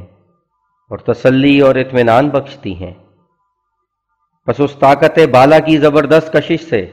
وہ سعید آسمان کی طرف اٹھایا جاتا ہے۔ اس کے سوا جس قدر اور علاج پیش کیے جاتے ہیں سب فضول بناوٹ ہے۔ ہاں، کامل طور پر پاک ہونے کے لیے صرف معرفت ہی کافی نہیں، بلکہ اس کے ساتھ پردرد دعاؤں کا سلسلہ جاری رہنا بھی ضروری ہے، کیونکہ خدا تعالیٰ غنی بے نیاز ہے۔ اس کے فیوز کو اپنی طرف کھینچنے کے لیے ایسی دعاؤں کی سخت ضرورت ہے جو گریہ اور بکا اور صدق و صفا اور درد دل سے پر ہوں۔ تم دیکھتے ہو کہ بچہ شیرخوار اگرچہ اپنی ماں کو خوب شناخت کرتا ہے اور اس سے محبت بھی رکھتا ہے، اور ماں بھی اس سے محبت رکھتی ہے، مگر پھر بھی ماں کا دودھ اترنے کے لیے شیرخوار بچوں کا رونا بہت کچھ دخل رکھتا ہے۔ ایک طرف بچہ دردناک طور پر بھوک سے روتا ہے اور دوسری طرف اس کے رونے کا ماں کے دل پر اثر پڑتا ہے اور دودھ اترتا ہے۔ بس اسی طرح خدا تعالیٰ کے سامنے ہر ایک طالب کو اپنی گریہ و زاری سے اپنی روحانی بھوک پیاس کا ثبوت دینا چاہیے تاکہ وہ روحانی دودھ اترے اور اسے سیراب کرے۔ غرض پاک و صاف ہونے کے لیے صرف معرفت کافی نہیں، بلکہ بچوں کی طرح دردناک گریہ ازاری بھی ضروری ہے۔ اور نومید مت ہو اور یہ خیال مت کرو کہ ہمارا نفس گناہوں سے بہت آلودہ ہے۔ ہماری دعائیں کیا چیز ہیں اور کیا اثر رکھتی ہیں،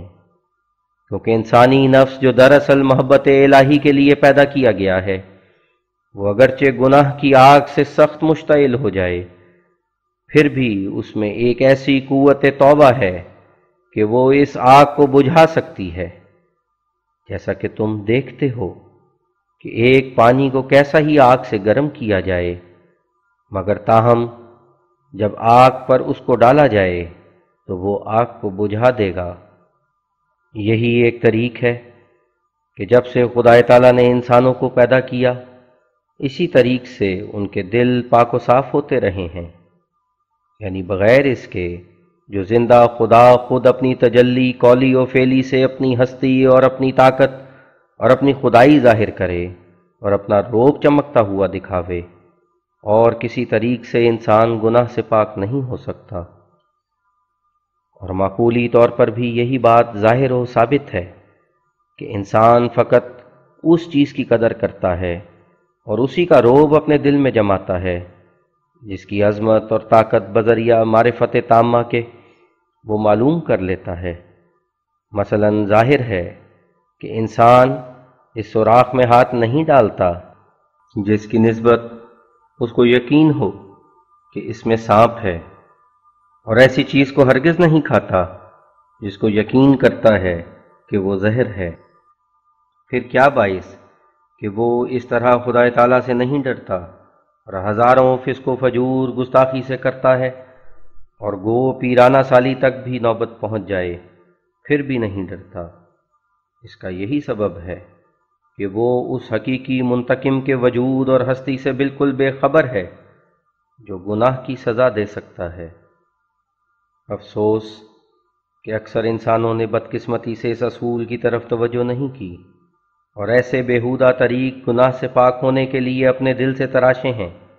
کہ وہ اور بھی گناہ پر گستاخ کرتے ہیں۔ مثلا یہ خیال کہ گویا حضرت عیسیٰ علیہ السلام کے صلیب دیے جانے پر ایمان لانا اور ان کو خدا سمجھنا انسان کے تمام گناہ معاف ہو جانے کا موجب ہے۔ کیا ایسے خیال سے توقع ہو سکتی ہے کہ انسان میں سچی نفرت گناہ سے پیدا کرے؟ صاف ظاہر ہے کہ ہر ایک ضد اپنی ضد سے دور ہوتی ہے، سردی کو گرمی دور کرتی ہے اور تاریکی کے ازالے کا علاج روشنی ہے۔ پھر یہ علاج کس قسم کا ہے کہ زید کے مصلوب ہونے سے بقر گناہ سے پاک ہو جائے؟ بلکہ یہ انسانی غلطیاں ہیں کہ جو غفلت اور دنیا پرستی کے زمانے میں دلوں میں سما جاتی ہیں، اور جن پست خیالات کی وجہ سے دنیا میں بت پرستی نے رواج پایا ہے، فی الحقیقت ایسے ہی نفسانی اغراض کے سبب سے یہ مذہب صلیب اور کفارے کا عیسائیوں میں رواج پا گیا ہے۔ اصل امر یہ ہے کہ انسان کا نفس کچھ ایسا واقع ہے کہ ایسے طریق کو زیادہ پسند کر لیتا ہے جس میں کوئی محنت اور مشقت نہیں، مگر سچی پاکیزگی بہت سے دکھ اور مجاہدات کو چاہتی ہے، اور وہ پاک زندگی حاصل نہیں ہو سکتی جب تک انسان موت کا پیالہ نہ پی لے۔ بس جیسا کہ انسان کی عادت ہے کہ وہ تنگ اور مشکل راہوں سے پرہیز کرتا ہے اور سہل اور آسان طریق ڈھونڈتا ہے، اسی طرح ان لوگوں کو یہ طریق صلیب جو صرف زبان کا اقرار ہے اور روح پر کسی مشقت کا اثر نہیں، بہت پسند آ گیا ہے، جس کی وجہ سے خدا تعالیٰ کی محبت ٹھنڈی ہو گئی ہے، اور نہیں چاہتے کہ گناہوں سے نفرت کر کے پاک تبدیلی اپنے اندر پیدا کریں۔ در حقیقت صلیبی اعتقاد ایک ایسا عقیدہ ہے جو ان لوگوں کو خوش کر دیتا ہے جو سچی پاکیزگی حاصل کرنا نہیں چاہتے اور کسی ایسے نسخے کی تلاش میں رہتے ہیں کہ گندی زندگی بھی موجود ہو اور گناہ بھی معاف ہو جائیں۔ لہذا وہ باوجود بہت سی آلودگیوں کے خیال کر لیتے ہیں کہ فقط خون مسیح پر ایمان لانے سے گناہ سے پاک ہو گئے، مگر یہ پاک ہونا در حقیقت ایسا ہی ہے جیسا کہ ایک پھوڑا جو پیپ سے بھرا ہوا ہو اور باہر سے چمکتا ہوا نظر آئے اور اگر غور کرنے والی طبیعتیں ہوں تو اس صلیبی نسخے کا غلط ہونا خود صلیب پرستوں کے حالات سے واضح ہو سکتا ہے کہ وہ کہاں تک دنیا پرستی اور ہوا و ہوس کو چھوڑ کر خدا تعالیٰ کی محبت میں محو ہو گئے ہیں۔ جو شخص یورپ کے ممالک کی سیر کرے وہ خود دیکھ لے گا کہ دنیا کی عیاشی اور بے قیدی اور شراب خوری اور نفس پرستی اور دوسرے فسق و فجور کس درجے تک ان لوگوں میں پائے جاتے ہیں جو بڑے حامی دین کہلاتے ہیں، اور جو اس ملک کے جاہل لوگوں کی طرح نہیں بلکہ تعلیم یافتہ اور مہذب ہیں۔ سب سے زیادہ خون مسیح پر زور دینے والے پادری صاحبان ہیں، سو اکثر ان کے شراب خوری میں جو الخبائث سے مبتلا ہیں، بلکہ بعض کے حالات جو اخباروں میں شائع ہوتے رہتے ہیں ایسے قابل شرم ہیں جو ناگفتبے۔ چنانچہ آج ہی ہم نے ایک اخبار میں پڑھا ہے کہ ولایت سے ایک پادری صاحب پکڑا آ رہا ہے جس نے لڑکیوں کے ساتھ بدفعلی کی۔ اس پادری صاحب کا نام ڈاکٹر ساندی لینڈز ہے۔ پادری صاحب مذکور بٹھنڈا اور ناگپور میں مشنری یتیم خانہ کے پرنسپل تھے۔ اگست کی بات ہے، 24 اگست کی رات کو ان کے کمرے میں ایک لڑکی پائی گئی۔ جواب نہ دے سکے۔ مستعفی ہو کر چلے جانے پر معلوم ہوا کہ 17 لڑکیوں سے بدفعلیاں کی۔ اظہار پولیس میں اور بھی گل کھلا۔ معلوم ہوا کہ ناجائز عمل جراحی بھی کیا، یعنی حمل گرایا۔ وارنٹ نکلا، ولایت میں گرفتار ہوئے۔ ہندوستان پہنچنے پر مقدمہ ہائی کورٹ بمبئی کی اجلاس سیشن میں ہوگا۔ دیکھو پائنیئر و اخبار عام، 8 فروری 1905 پہلا کالم اور 9 فروری 1905 صفحہ 6 دوسرا کالم۔ اب ظاہر ہے کہ جبکہ یہ لوگ کہ جو بڑے مقدس پادری کہلاتے ہیں اور خون مسیح سے فیض اٹھانے میں اول درجے پر ہیں، ان کا یہ حال ہے تو دوسرے بیچارے اس نسخے سے کیا فائدہ اٹھائیں گے؟ سو یاد رہے کہ یہ طریق حقیقی پاکیزگی حاصل کرنے کا ہرگز نہیں ہے، اور وقت آتا جاتا ہے بلکہ قریب ہے کہ لوگ اس غلط طریق پر خود متنبع ہو جائیں گے۔ طریق وہی ہے جو ہم نے بیان کیا ہے۔ ہر ایک شخص جو خدا تعالیٰ کی طرف آیا ہے اسی دروازے سے داخل ہوا ہے۔ ہاں، یہ دروازہ بہت تنگ ہے اور اس کے اندر داخل ہونے والے بہت تھوڑے ہیں، کیونکہ اس دروازے کی دہلیز موت ہے، اور خدا کو دیکھ کر اس کی راہ میں اپنی ساری قوت اور سارے وجود سے کھڑے ہو جانا اس کی چوکھٹ ہے۔ بس بہت ہی تھوڑے ہیں جو اس دروازے میں داخل ہونا چاہتے ہیں۔ افسوس کہ ہمارے ملک میں عیسائی صاحبوں کو تو حضرت مسیح کے خون کے خیال نے اس دروازے سے دور ڈال دیا، اور آریہ صاحبوں کو تناسخ کے خیال اور توبہ نہ قبول ہونے کے عقیدے نے اس دروازے سے محروم کر دیا، کیونکہ ان کے نزدیک گناہ کے بعد بجز طرح طرح کی جونوں میں پڑنے کے اسی زندگی میں اور کوئی طریق پاک ہونے کا نہیں، اور توبہ یعنی خدا تعالیٰ کی طرف ایک موت کی حالت بنا کر اور صدق کے دل سے رجوع کرنا،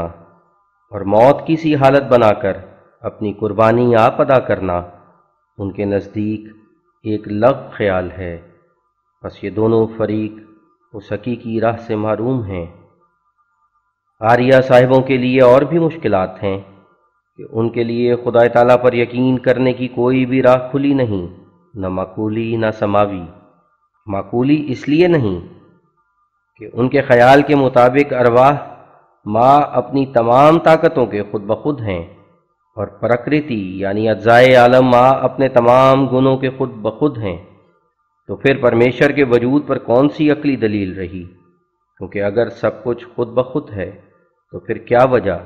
کہ ان چیزوں کا جوڑ خود بخود نہیں؟ سو یہ مذہب دہریہ مذہب سے بہت نزدیک ہے، اور اگر خدا نے ان لوگوں کو اس غلط راہ سے توبہ نصیب نہ کی تو کسی دن سب دہریہ ہو جائیں گے۔ اسی طرح سماوی طریق سے بھی خدا تعالیٰ کی شناخت سے بے نصیب ہیں، کیونکہ سماوی طریق سے مراد آسمانی نشان ہیں جو خدا تعالیٰ کے وجود پر تازہ بتازہ نشان ہوتے ہیں، جن کو زندہ خدا پر ایمان لانے والا آدمی مشاہدہ کرتا رہتا ہے اور یقینی طور پر اس کا تصرف ہر ایک چیز پر دیکھتا ہے۔ سو یہ لوگ इन निशानों से कतन मुनकिर हैं, लिहाजा खुदा शनासी के दोनों दरवाजे इन लोगों पर बंद हैं। हाँ, महज तासुब के तौर पर मुबाहिसाते मजहबिया में बड़ी सरगर्मी दिखलाते हैं और सख्त गोई और बदजुबानी और मुँह की तेज़ी में एक तौर से पादरी साहिबों से भी कुछ आगे कदम है, लेकिन खुदा ताला की मारिफत उनको हरगिज़ नसीब नहीं, क्योंकि अव्वल तो खुदा ताला अक्ली तौर पर अपनी खालिकियत से शिनाख्त किया जाता है, मगर उनके नज़दीक खुदा ताला खालिक नहीं है। बस मसनूआत के लिहाज से उनके पास उसके वजूद पर कोई दलील नहीं। और दूसरा तरीक़ शिनाख्त खुदा ताला का आसमानी निशान है, मगर वो उनसे मुनकिर और कतन इस राह से बेनसीब हैं और सिर्फ परमेश्वर के नाम के लफ्ज़ हाथ में हैं और उसकी हस्ती से बेखबर। अफसोस ये लोग नहीं जानते कि इंसान हज़ार अपनी ज़ुबान से बक बक करे, इससे क्या फ़ायदा जब तक उसको अपने खुदा की ऐसी शिनाख्त हासिल न हो जाए जिससे उसकी सिफली ज़िंदगी पर मौत आ जाए और उसका दिल खुदा ताला की मोहब्बत से भर जाए और गुनाह से उसको नफ़रत हो जाए। यूं तो हर एक शख्स दावा कर सकता है कि मैं ऐसा ही हूँ, लेकिन सच्चे परस्तारों के ये निशान हैं कि खुदा ताला की सच्ची मोहब्बत की वजह से उनमें एक बरकत पैदा हो जाती है और खुदा ताला की कौली और फ़ेली तजल्ली उनके शामिल हाल हो जाती है, यानी वो खुदा ताला के हम कलाम हो जाते हैं और खुदा ताला के मोजज़ाना अफ़आल उनमें ज़ाहिर होते हैं और खुदा ताला बहुत से इल्हामात ऐसे उन पर ज़ाहिर करता है जिनमें आइंदा नुसरतों के वादे होते हैं और फिर दूसरे वक्त में वो नुसरतें ज़ाहिर हो जाती हैं और इस तरह पर वो अपने खुदा को पहचान लेते हैं और ख़ास निशानों के साथ गैर से मुमताज़ हो जाते हैं। उनको एक क़ुव्वत जज़्ब दी जाती है जिसे लोग उनकी तरफ खींचे जाते हैं और इश्क़ इलाही उनके मुँह पर बरसता है, और अगर ये माबहिल इम्तियाज़ ना हो तो फिर हर एक बदमाश जो पोशीदा तौर पर ज़ानी, फासिक, फाजिर, शराबखोर और पलीत तबाह हो नेक कहला सकता है। फिर हकीकी नेक और इस मसनूई नेक में फ़र्क क्या होगा? बस फ़र्क करने के लिए हमेशा से ये आदत इलाही है कि रास्तबाज़ों की मोजज़ाना ज़िंदगी होती है और खुदा की नुसरत उनके शामिल हाल रहती है, और ऐसे तौर से शामिल हाल होती है कि वो सरासर मोजज़ा होता है। याद रखना चाहिए कि एक रास्तबाज की मोजज़ाना ज़िंदगी ज़मीन और आसमान से ज़्यादातर खुदा ताला के वजूद पर दलालत करती है, क्योंकि किसी ने नहीं देखा कि ज़मीन और आसमान को खुदा ने अपने हाथ से बनाया। सिर्फ़ इस आलम की पुरहिकमत सनत को देखकर और इसकी तरकीब को अबलग और मोहकम पाकर अक्ल सलीम इस बात की ज़रूरत समझती है कि इन बेमिसल मसनूआत का कोई साने होना चाहिए, मगर अक्ल अपनी मारिफत में इस हद तक नहीं पहुँचती कि फिलवाक़े वो साने मौजूद भी है, क्योंकि उसने इस साने को बनाते नहीं देखा। और अक्ली खुदा शनासी का तमाम मदार सिर्फ ज़रूरत साने पर रखा गया है, ना ये कि इसका होना मुशाहिदा किया गया है। लेकिन रास्तबाज की मोजज़ाना ज़िंदगी वाकई तौर पर और मुशाहिदा के पैराए में खुदा ताला की हस्ती को दिखलाती है, क्योंकि रास्तबाज अपनी सब इब्तिदाई हालत में एक ज़र्रा बेमिक़दार की तरह होता है, या एक राई के बीज की तरह जिसको एक किसान ने बोया और नहायत ज़लील हालत में पड़ा हुआ होता है। तब वही के ज़रिए से खुदा दुनिया को इत्तला देता है कि देखो मैं इसको बनाऊंगा, मैं सितारों की तरह उसमें चमक डालूंगा और आसमान की तरह उसको बुलंद करूंगा और एक ज़र्रे को एक पहाड़ की तरह कर दिखाऊंगा। फिर बाद इसके बावजूद इस बात के कि दुनिया के तमाम शरीर चाहते हैं कि वो इरादा इलाही मारिज़ इल्तिवा में रहे और नाखुनों तक ज़ोर लगाते हैं कि वो अम्र होने ना पाए, मगर वो रुक नहीं सकता जब तक पूरा ना हो, और खुदा का हाथ सब रोकों को दूर करके उसको पूरा करता है।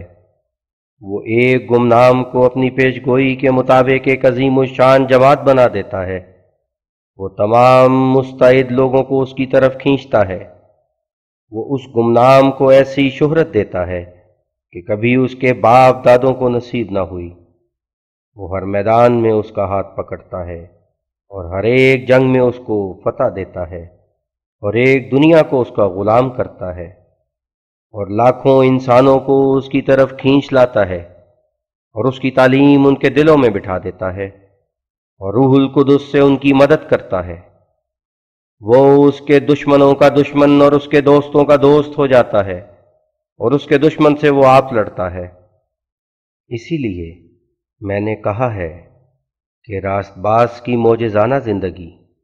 آسمان و زمین سے زیادہ خدا تعالیٰ کے وجود پر دلالت کرتی ہے، کیونکہ لوگوں نے زمین و آسمان کو بچشم خود خدا کے ہاتھ سے بنتے نہیں دیکھا، لیکن وہ بچشم خود دیکھ لیتے ہیں کہ خدا راست باز کے اقبال کی عمارت کو اپنے ہاتھ سے بناتا ہے۔ وہ ایک زمانہ دراز پہلے خبر دے دیتا ہے کہ میں ایسا کروں گا اور ایسا اس کو بنا دوں گا، اور پھر باوجود سخت روکوں اور شدید مزاحمتوں کے جو شریر انسانوں کی طرف سے ہوتی ہیں ایسا ہی کر کے دکھلا دیتا ہے۔ بس یہ نشان حق کے طالب کو حق الیقین تک پہنچاتا ہے، اور وہ خدا تعالیٰ کے وجود پر ایک قطعی دلیل ہوتی ہے، مگر ان کے لیے جو خدا تعالیٰ کے طالب ہیں اور تکبر نہیں کرتے اور حق کو پا کر انکسار سے قبول کر لیتے ہیں۔ اس زمانے میں بھی خدا نے ایسے نشان بہت جمع کیے ہیں، کاش لوگ ان میں غور کرتے اور اپنے تئیں یقین اور معرفت کے چراغ سے روشن کر کے نجات کے لائق ٹھہرا دیتے، لیکن شریر انسان کو خدا کے نشانوں سے ہدایت حاصل کرنا نصیب نہیں۔ وہ روشنی کو دیکھ کر آنکھ بند کر لیتا ہے، ایسا نہ ہو کہ روشنی اس کی آنکھوں کو منور کرے اور راہ دکھائی دے۔ شریر آدمی ہزار نشان دیکھ کر اس سے منہ پھیر لیتا ہے اور ایک بات جس کو اپنی ہی حماقت سے سمجھ نہیں سکا بار بار پیش کرتا ہے۔ وہ شخص جو خدا تعالیٰ کی طرف سے آتا ہے اس پر یہ فرض نہیں ہے کہ ایسے نشان دکھائے جس سے ستارے زمین پر گریں یا آفتاب مغرب سے طلوع کرے یا بکری کو انسان بنا کر دکھا دے یا لوگوں کے روبرو آسمان پر چڑھ جائے اور ان کے روبرو ہی اترے اور آسمان سے ایک لکھی ہوئی کتاب لائے جس کو لوگ خود ہاتھوں میں لے کر پڑھ لیں، یا اس کے تمام مکانات سونے کے بن جائیں،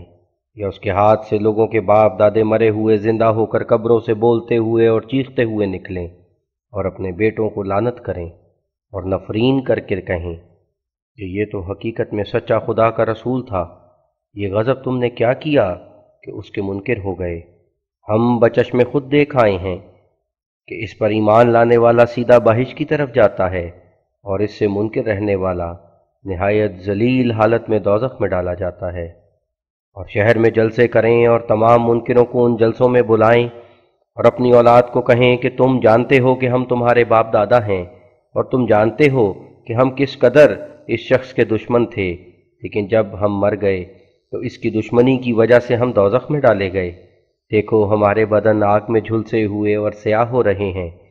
اور تمہارے روبرو ہم قبروں میں سے نکلے ہیں تاہم گواہی دیں کہ یہ شخص خدا کی طرف سے اور سچا نبی ہے۔ یاد رکھو کہ ایسے لیکچر کبھی مردوں نے قبروں میں سے نکل کر نہیں دیے، اور کبھی اور کسی زمانے میں ایسے جلسے نہیں ہوئے کہ چند لوگوں کے باپ دادا قبروں میں سے زندہ ہو کر نکل آئے ہوں۔ تب ایک مکان جلسے کا مقرر ہو کر تمام شہر کے لوگ ان مردوں کے سامنے بلائے گئے ہوں،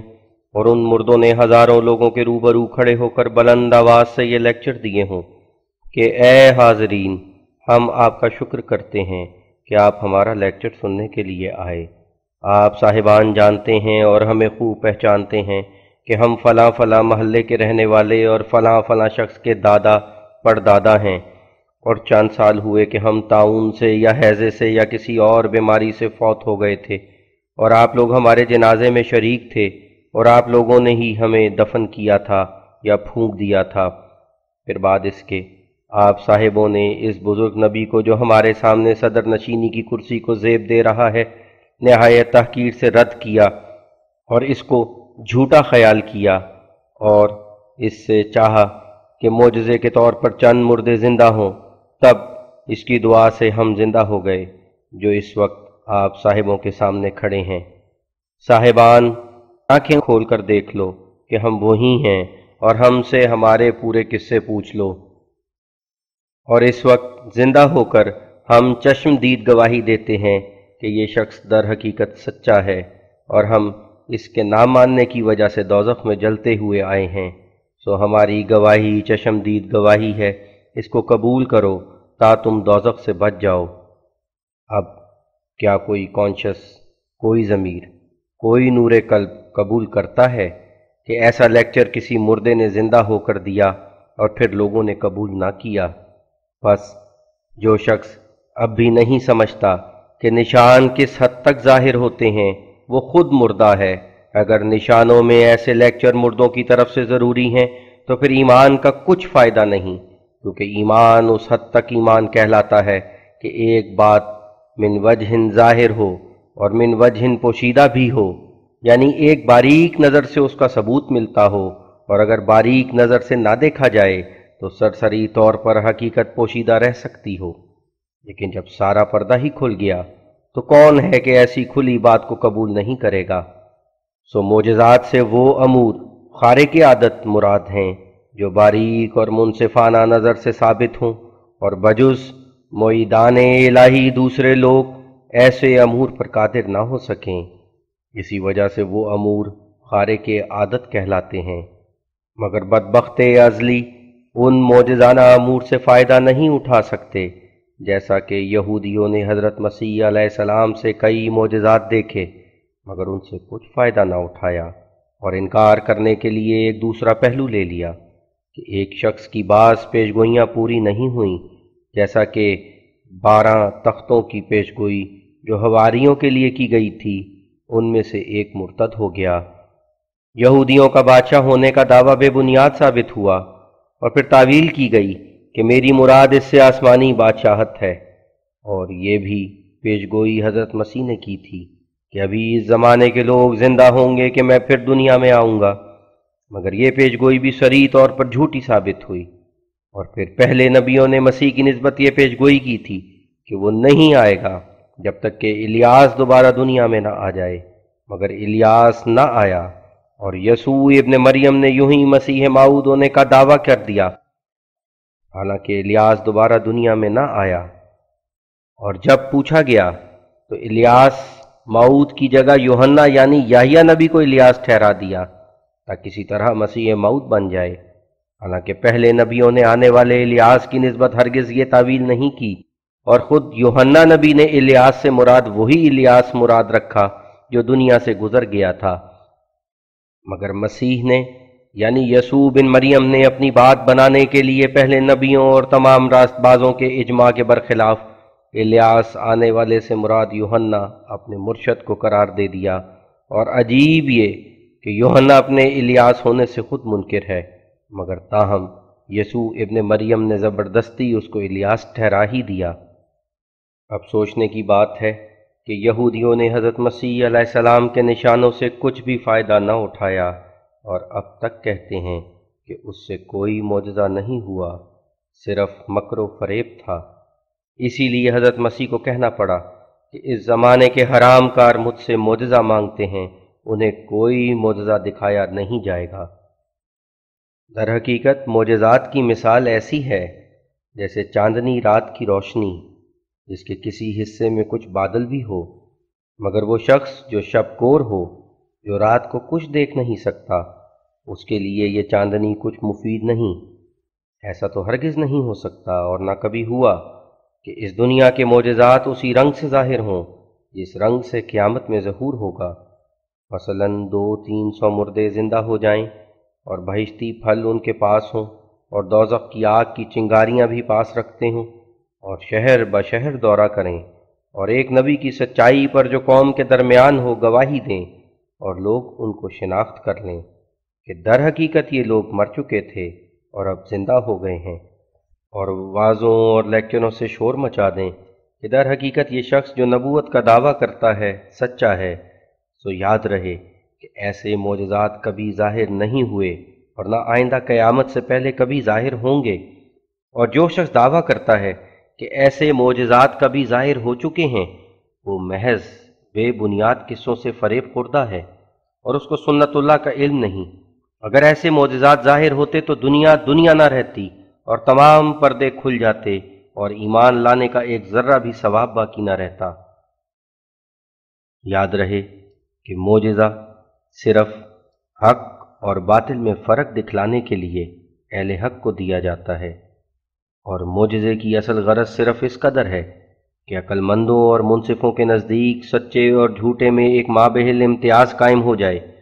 اور اسی حد تک معجزہ ظاہر ہوتا ہے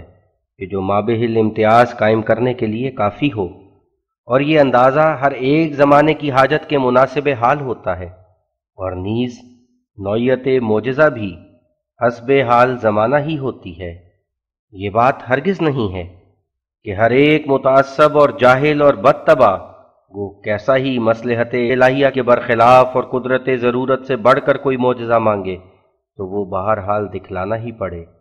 یہ طریق جیسا کہ حکمت الہیہ کے برخلاف ہے، ایسا ہی انسان کی ایمانی حالت کو بھی مضر ہے، کیونکہ اگر معجزات کا حلقہ ایسا وسیع کر دیا جائے کہ جو کچھ قیامت کے وقت پر موقوف رکھا گیا ہے وہ سب دنیا میں ہی بذریعہ معجزہ ظاہر ہو سکے تو پھر قیامت اور دنیا میں کوئی فرق نہ ہوگا، حالانکہ اسی فرق کی وجہ سے جن اعمال صالحہ اور عقائد صحیحہ کا جو دنیا میں اختیار کیے جائیں ثواب ملتا ہے، وہی عقائد اور اعمال اگر قیامت کو اختیار کیے جائیں تو ایک رتی بھی ثواب نہیں ملے گا، جیسا کہ تمام نبیوں کی کتابوں اور قرآن شریف میں بھی بیان فرمایا گیا ہے کہ قیامت کے دن کسی بات کا قبول کرنا یا کوئی عمل کرنا نفع نہیں دے گا، اور اس وقت ایمان لانا محض بیکار ہوگا، کیونکہ ایمان اسی حد تک ایمان کہلاتا ہے جبکہ کسی مخفی بات کو ماننا پڑے، لیکن جب کہ پردہ ہی کھل گیا اور روحانی عالم کا دن چڑھ گیا اور ایسے امور قطعی طور پر ظاہر ہو گئے کہ خدا پر اور روز جزا پر شک کرنے کی کوئی بھی وجہ نہ رہی، تو پھر کسی بات کو اس وقت ماننا جس کو دوسرے لفظوں میں ایمان کہتے ہیں محض تحصیل حاصل ہوگا۔ غرض نشان اس درجے پر کھلی چیز نہیں ہے جس کے ماننے کے لیے تمام دنیا بغیر اختلاف اور بغیر عذر اور بغیر چون و چرا کے مجبور ہو جائے، اور کسی طبیعت کے انسان کو اس کے نشان ہونے میں کلام نہ رہے، اور کسی غبی سے غبی انسان پر بھی وہ امر مشتبہ نہ رہے۔ غرض نشان اور معجزہ ہر ایک طبیعت کے لیے ایک بدیہی امر نہیں جو دیکھتے ہی ضروری التسلیم ہو، بلکہ نشانوں سے وہی عقل مند اور منصف اور راست باز اور راست طبع فائدہ اٹھاتے ہیں جو اپنی فراست اور دوربینی اور باریک نظر اور انصاف پسندی اور خدا ترسی اور تقوی شیاری سے دیکھ لیتے ہیں کہ وہ ایسے امور ہیں جو دنیا کی معمولی باتوں میں سے نہیں ہیں، اور نہ ایک کاذب ان کے دکھلانے پر قادر ہو سکتا ہے، اور وہ سمجھ لیتے ہیں کہ یہ امور انسانی بناوٹ سے بہت دور ہیں اور بشری دسترس سے برتر ہیں، اور ان میں ایک ایسی خصوصیت اور امتیازی علامت ہے جس پر انسان کی معمولی طاقتیں اور پرتکلف منصوبے قدرت نہیں پا سکتے، اور وہ اپنے لطیف فہم اور نور فراست سے اس تہ تک پہنچ جاتے ہیں کہ ان کے اندر ایک نور ہے اور خدا کے ہاتھ کی ایک خوشبو ہے جس پر مکر اور فریب یا کسی چالاکی کا شبہ نہیں ہو سکتا۔ بس جس طرح سورج کی روشنی پر یقین لانے کے لیے صرف وہ روشنی ہی کافی نہیں بلکہ آنکھ کے نور کی بھی ضرورت ہے تا اس روشنی کو دیکھ سکے، اسی طرح معجزے کی روشنی پر یقین لانے کے لیے فقط معجزہ ہی کافی نہیں ہے بلکہ نور فراست کی بھی ضرورت ہے، اور جب تک معجزہ دیکھنے والے کی سرشت میں فراست صحیحہ اور عقل سلیم کی روشنی نہ ہو تب تک اس کا قبول کرنا غیر ممکن ہے۔ مگر بدبخت انسان جس کو یہ نور فراست عطا نہیں ہوا، وہ ایسے معجزات سے جو صرف امتیازی حد تک ہیں تسلی نہیں پاتا، اور بار بار یہی سوال کرتا ہے کہ بجز ایسے معجزے کے میں کسی معجزے کو قبول نہیں کر سکتا کہ جو نمونہ قیامت ہو جائے۔ مثلاً کوئی شخص میرے روبرو آسمان پر چڑھ جائے اور پھر روبرو ہی آسمان سے اترے، اور اپنے ساتھ کوئی ایسی کتاب لائے جو اترنے کے وقت اس کے ہاتھ میں ہو، اور صرف اسی پر کفایت نہیں بلکہ تب مانیں گے کہ ہم اس کتاب کو ہاتھ میں لے کر دیکھ لیں اور پڑھ لیں، یا چاند کا ٹکڑا یا سورج کا ٹکڑا اپنے ساتھ لائے جو زمین کو روشن کر سکے، یا فرشتے اس کے ساتھ آسمان سے اتریں جو فرشتوں کی طرح خارق عادت کام کر کے دکھلائیں، یا 10-20 مردے اس کی دعا سے زندہ ہو جائیں اور وہ شناخت کیے جائیں کہ فلاں فلاں شخص کے باپ دادا ہیں جو فلاں تاریخ مر گئے تھے۔ اور صرف اسی قدر کافی نہیں بلکہ ساتھ اس کے یہ بھی ضروری ہے کہ وہ عام شہروں میں مجلسیں منعقد کر کے لیکچر دیں اور بلند آواز سے کہہ دیں کہ در حقیقت ہم مردے ہیں جو دوبارہ زندہ ہو کر دنیا میں آئے ہیں، اور ہم اس لیے آئے ہیں کہ تا گواہی دیں کہ فلاں مذہب سچا ہے، یا فلاں شخص جو دعویٰ کرتا ہے کہ میں خدا تعالیٰ کی طرف سے ہوں وہ سچ کہتا ہے، اور ہم خدا تعالیٰ کے منہ سے سن کر آئے ہیں کہ وہ سچا ہے۔ یہ وہ خود تراشیدہ معجزات ہیں جو اکثر جاہل لوگ جو ایمان کی حقیقت سے بکلی بے خبر ہیں مانگا کرتے ہیں، یا ایسے ہی اور بیہودہ خوارق جو خدا تعالیٰ کی اصل منشا سے بہت دور ہیں طلب کیا کرتے ہیں، جیسا کہ مدت ہوئی کہ آریوں میں سے ایک شخص لیکھرام نام نے بھی قادیان میں آ کر ایسے ہی نشان مجھ سے طلب کیے تھے، اور ہر چند سمجھایا گیا کہ اصل غرض نشانوں کی صرف حق اور باطل میں امتیاز ہے، اور صرف امتیاز دکھلانے کی حد تک وہ ظاہر ہوتے ہیں، مگر تعصب نے اس قدر اس کو نافہم اور غبی کر رکھا تھا کہ وہ اس حقیقت کو سمجھتا ہی نہیں تھا۔ آخر وہ نشانوں سے منکر ہونے کی وجہ سے بمقام لاہور خدا کے نشان کا ہی نشانہ ہو گیا، اور جیسا کہ اس کے حق میں اس کی مفتریانہ پیشگوئی کے مقابل پر یہ پیشگوئی میں نے کی تھی کہ وہ 6 سال کے اندر مارا جائے گا، ایسا ہی ظہور میں آیا، اور اس قضاء و قدر کو جس کی نسبت 5 برس پہلے لاکھوں انسانوں میں اعلان کیا گیا تھا کوئی روک نہ سکا، اور اسلام اور آریہ مذہب میں ایک امتیازی نشان ظاہر ہو گیا، کیونکہ میری طرف سے یہ دعویٰ تھا